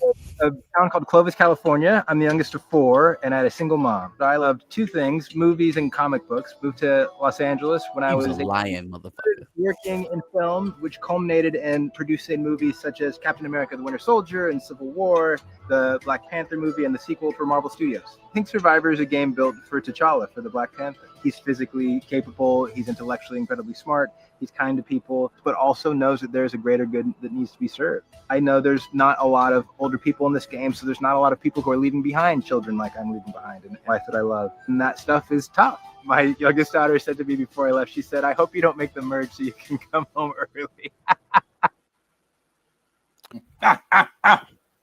Well, Well, it's nice that he can separate Chadwick Boseman from T'Challa, right? That's all we've been asking for. Fuck this guy. Boy, that's funny. Fuck Nate Moore. Fuck No, Ryan he Coogler. did not. Fuck Kevin Feige. And if you want to be down with Disney, Marvel Studios, fuck you too. Everyone associated with the destruction of the greatest black character ever and the continued off-screen presence of T'Challa can't even be voiced. Fuck all of you. I'm really mad he said that shit about swimming. I didn't want to be the black guy who couldn't swim. It's giving off. Yeah, they say wife? things like they say man's bad, and it's really stupid. It's really dumb when they say it. It's not cool at all. That's what it's giving. Drake. Cause black people don't swim, and I want to be the good black. Doesn't? Yeah. Earlier in this stream, I did mention that the reception has been on our side, and I'm gonna read that tweet that I saw. The tweet came from the Spider-Man, I guess, whatever the hell you call this channel, this Twitter thread. Spider-Man News. Scene featuring Black Panther and Marvel Zombies will be narrated by Peter Parker, Spider-Man, since Chadwick Boseman unfortunately passed away before recording for the show. What? Tom Holland ain't even playing Spider-Man in this. I'm sure the one who's replaced Chadwick can narrate. Seems strange to me. These top comments are saying different situation. Let me go to there. A little different. Let me go to the top comments. Good update. Why can't every other character get recast except for T'Challa? Let's not forget this character existed before Chadwick played him and deserves a chance to continue. That's from Andre Ware. Actually fucking ridiculous that the first black superhero in mainstream comics is unplayable in any medium besides comics, and in said comics the nigga don't even have an ongoing. No. God damn. Are we never getting another Black Panther actor again or what? Fuck is the point in even having him in the show then? Batman has dozens of voices. What does Chadwick Boseman have to do with anything? It's bizarre. Well, like, I think they should use a new actor. T'Challa has existed since the 60s. He's been around long before Chadwick, and he'll be around long after. The growing sentiment online. That's fine. Yeah, either these people are new, or they've just kept their thoughts to themselves. But that's great. The sentiment can grow all at once, and I'll be the negative Nancy. That's fine. Ryan's gonna do what he wants to do. We've already seen here that they still have to go to him. We've already heard from Bo. They still have to go to him. He's gonna do his story. He's gonna do his story, and I don't think he gives a flying Fruitville Station who the fuck that bothers. He doesn't care. He doesn't, because he's gonna finish his story. He's gonna finish his story. Right. He doesn't care who that bothers. And if people are like, "Oh, well, fuck you, Ryan," he's like, I think this is his last movie with Marvel anyway. I personally, this is last movie with Marvel because he wants to go do. He said he wants to do original things, so he's gonna leave a big fucking fart in the room, and that shit's gonna linger because he's gonna do what he wants to do, and it's going to affect it's gonna have long-term effects on the rest of the Black Panther franchise. And Feige enabled it. So yeah, the sentiment can grow. I'm glad everybody's finally waking the fuck up. It took 5 years, but yay, here. I'm glad you're here. Welcome. Let the sentiment grow more. You should have been here saying the same things then, so it didn't take 5 years for them to still think that this shit was okay. But because they had validation from other people thinking that this shit was okay, they thought it was okay. So they're going to continue to do this. This Good is just point. that's yeah. Again, I'm not trying to gatekeep. I'm not trying to sound like one of those people. Yay, you're here. You're 5 years too late. You're 5 years too late. So when the trailer for Marvel Zombies came out, Darius was the first to say, we should take advantage of this because it's not actually T'Challa. It's going to be really T'Challa. He's going to be on screen. We have to show respect. We have to show out for this character. Maybe that's the day we can make it a trending day. And I was listening and I nodded my head and I said, that makes sense to me. And I said, yeah, absolutely. Give it some watch time and everything. This is not, I'm not there anymore. I am stepping away from everything that I said 2 weeks ago. This new information that has been added no longer makes this the celebration of T'Challa that it could have been. It's actually evidence that they're prolonging the problem. And so trending day or whatever participation that you thought I said I would have done on the 24th, Darius, that's all you. If you still want to do it, maybe you also change your mind. But this news update that T'Challa... Anyway, I'm not doing that. No, because like I said, it doesn't. It's not going to change anything. It's not going to change anything. It's not going to change Coogler's mind. And from my understanding, he didn't even have social media. It ain't like he sees shit anyway. So. Yeah, but I think that it was a good idea when it lasted. When Marvel Zombies was using T'Challa, and we thought, "Oh, this is great. Let's talk about it. Let's focus on it. Let's highlight it." Now it's not a celebration anymore. This is actually just the regression, and I don't want to celebrate that or focus on that. It's a big regression. It's very frustrating. Even in the position I have been in, sitting in a while with my opinion on where it's going, it's still very frustrating. I agree with one of the comments there. What the fuck, have him in there? There's no point in him even being here if it's just going to be a montage of Peter Parker narrating the events from the last time we saw them and What If. No point in having him there. It's just, but hey, they called Coogler up. I guess the crew that never met Chad thought it'd be some weird way for them to reconnect with Chad in death. Yeah. It's like he's there. Yeah, I don't know. Hey, okay. Tell you what I don't do. I didn't know Chad. I mourned him in 2020, but I'm not. When I watch, or when I do find the time to rewatch the Black Panther film, it's not some weird Ouija board moment for me to reconnect with Chad. I'm not trying to summon Chad. I'm not trying to work or feel this like Chad's here and I have his approval. I'm not. It's just it's very weird. Again, I've said it before. It's weird, but hey, like we ourselves said, better help, because I think that's at the point we're at right now. I mean, that's the point you're at. You are at a point of speaking to someone, and I'm specifically talking to these Marvel Zombies crew. And I don't know these people. Maybe you did know Chad. Maybe you met Chad. I don't know. Maybe y'all hung out. Could have been best friends with him. I don't know. But that crew specifically, 5 years later on an animated something or another, yeah. And maybe they did work with Chad, because maybe these are the same animators from the What If, whatever. So if so, they worked with him there. I'm very done with that concept. Not recast T'Challa specifically, but on that single day where we would be like, yeah, everyone make sure you put watch time into the Marvel Zombies episode where what? He's being narrated and he doesn't have a voice actor, and it's this brother's tribute. Not going to speak. No. Man, let me tell you something. I didn't express it here on the show or anything like that. I wasn't like posting about it on Twitter. I was low-key very excited to see this. And now when I saw that today, I was like, you know what? I'm so demoralized right now. I got the same face Marcus has inside my heart for recast T'Challa, because it's proven. This is the second we're hearing of it, that Ryan Coogler will get notes from people creating something in an animated show, and it's not even the same universe. Like in the animated world, this man has to give you the okay. It's preposterous. Yeah, bro probably has to call this nigga. Hey, we're thinking about doing a new T'Challa figure. Want it to look like Chad or not? Okay. Nobody is untouchable, man. And as good as a run as Ryan is on right now, nobody is infallible. It's only going to take one of these things to tank, especially for a Black. And I'm not encouraging it. I don't want him to fail. I want him to do the right thing. But I'm just saying, it is such a slippery slope for a Black creator, and he's in their graces right now. I pray that somehow, some way, he figures a way back to center, back to where we started, and is not so wrapped up into what he thinks is the best, because we've seen what he thinks is the best. We've seen what direction that leads us into.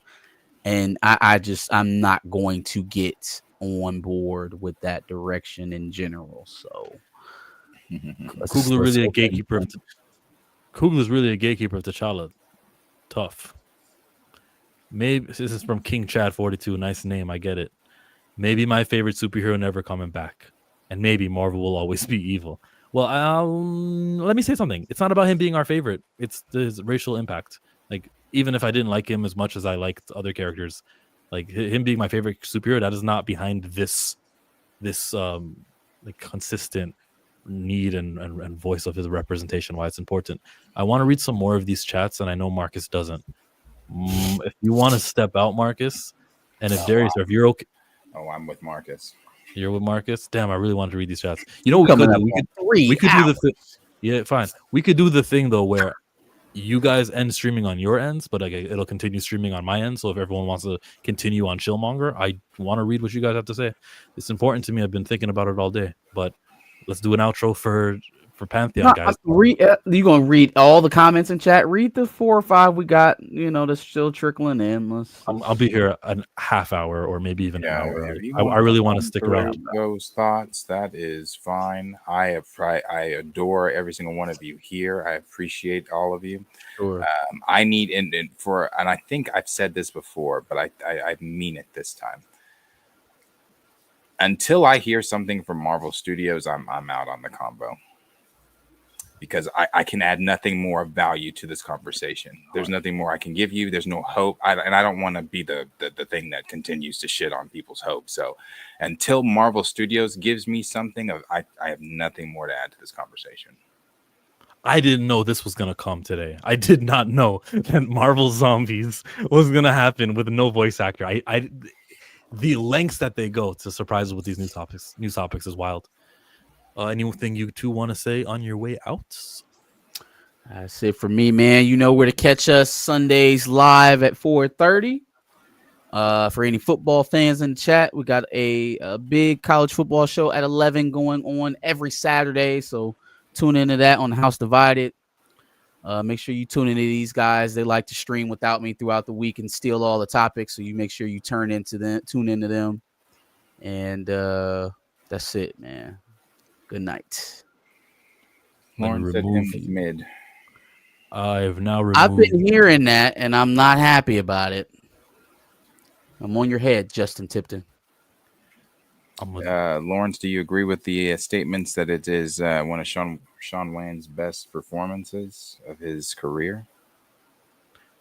Jedi Mike says it's only a 5 out of 10. Let me leave on the side of the back of the bus. If you want the link to my channel where we're continuing, it's in the chat. So goodbye, back of the bus, people.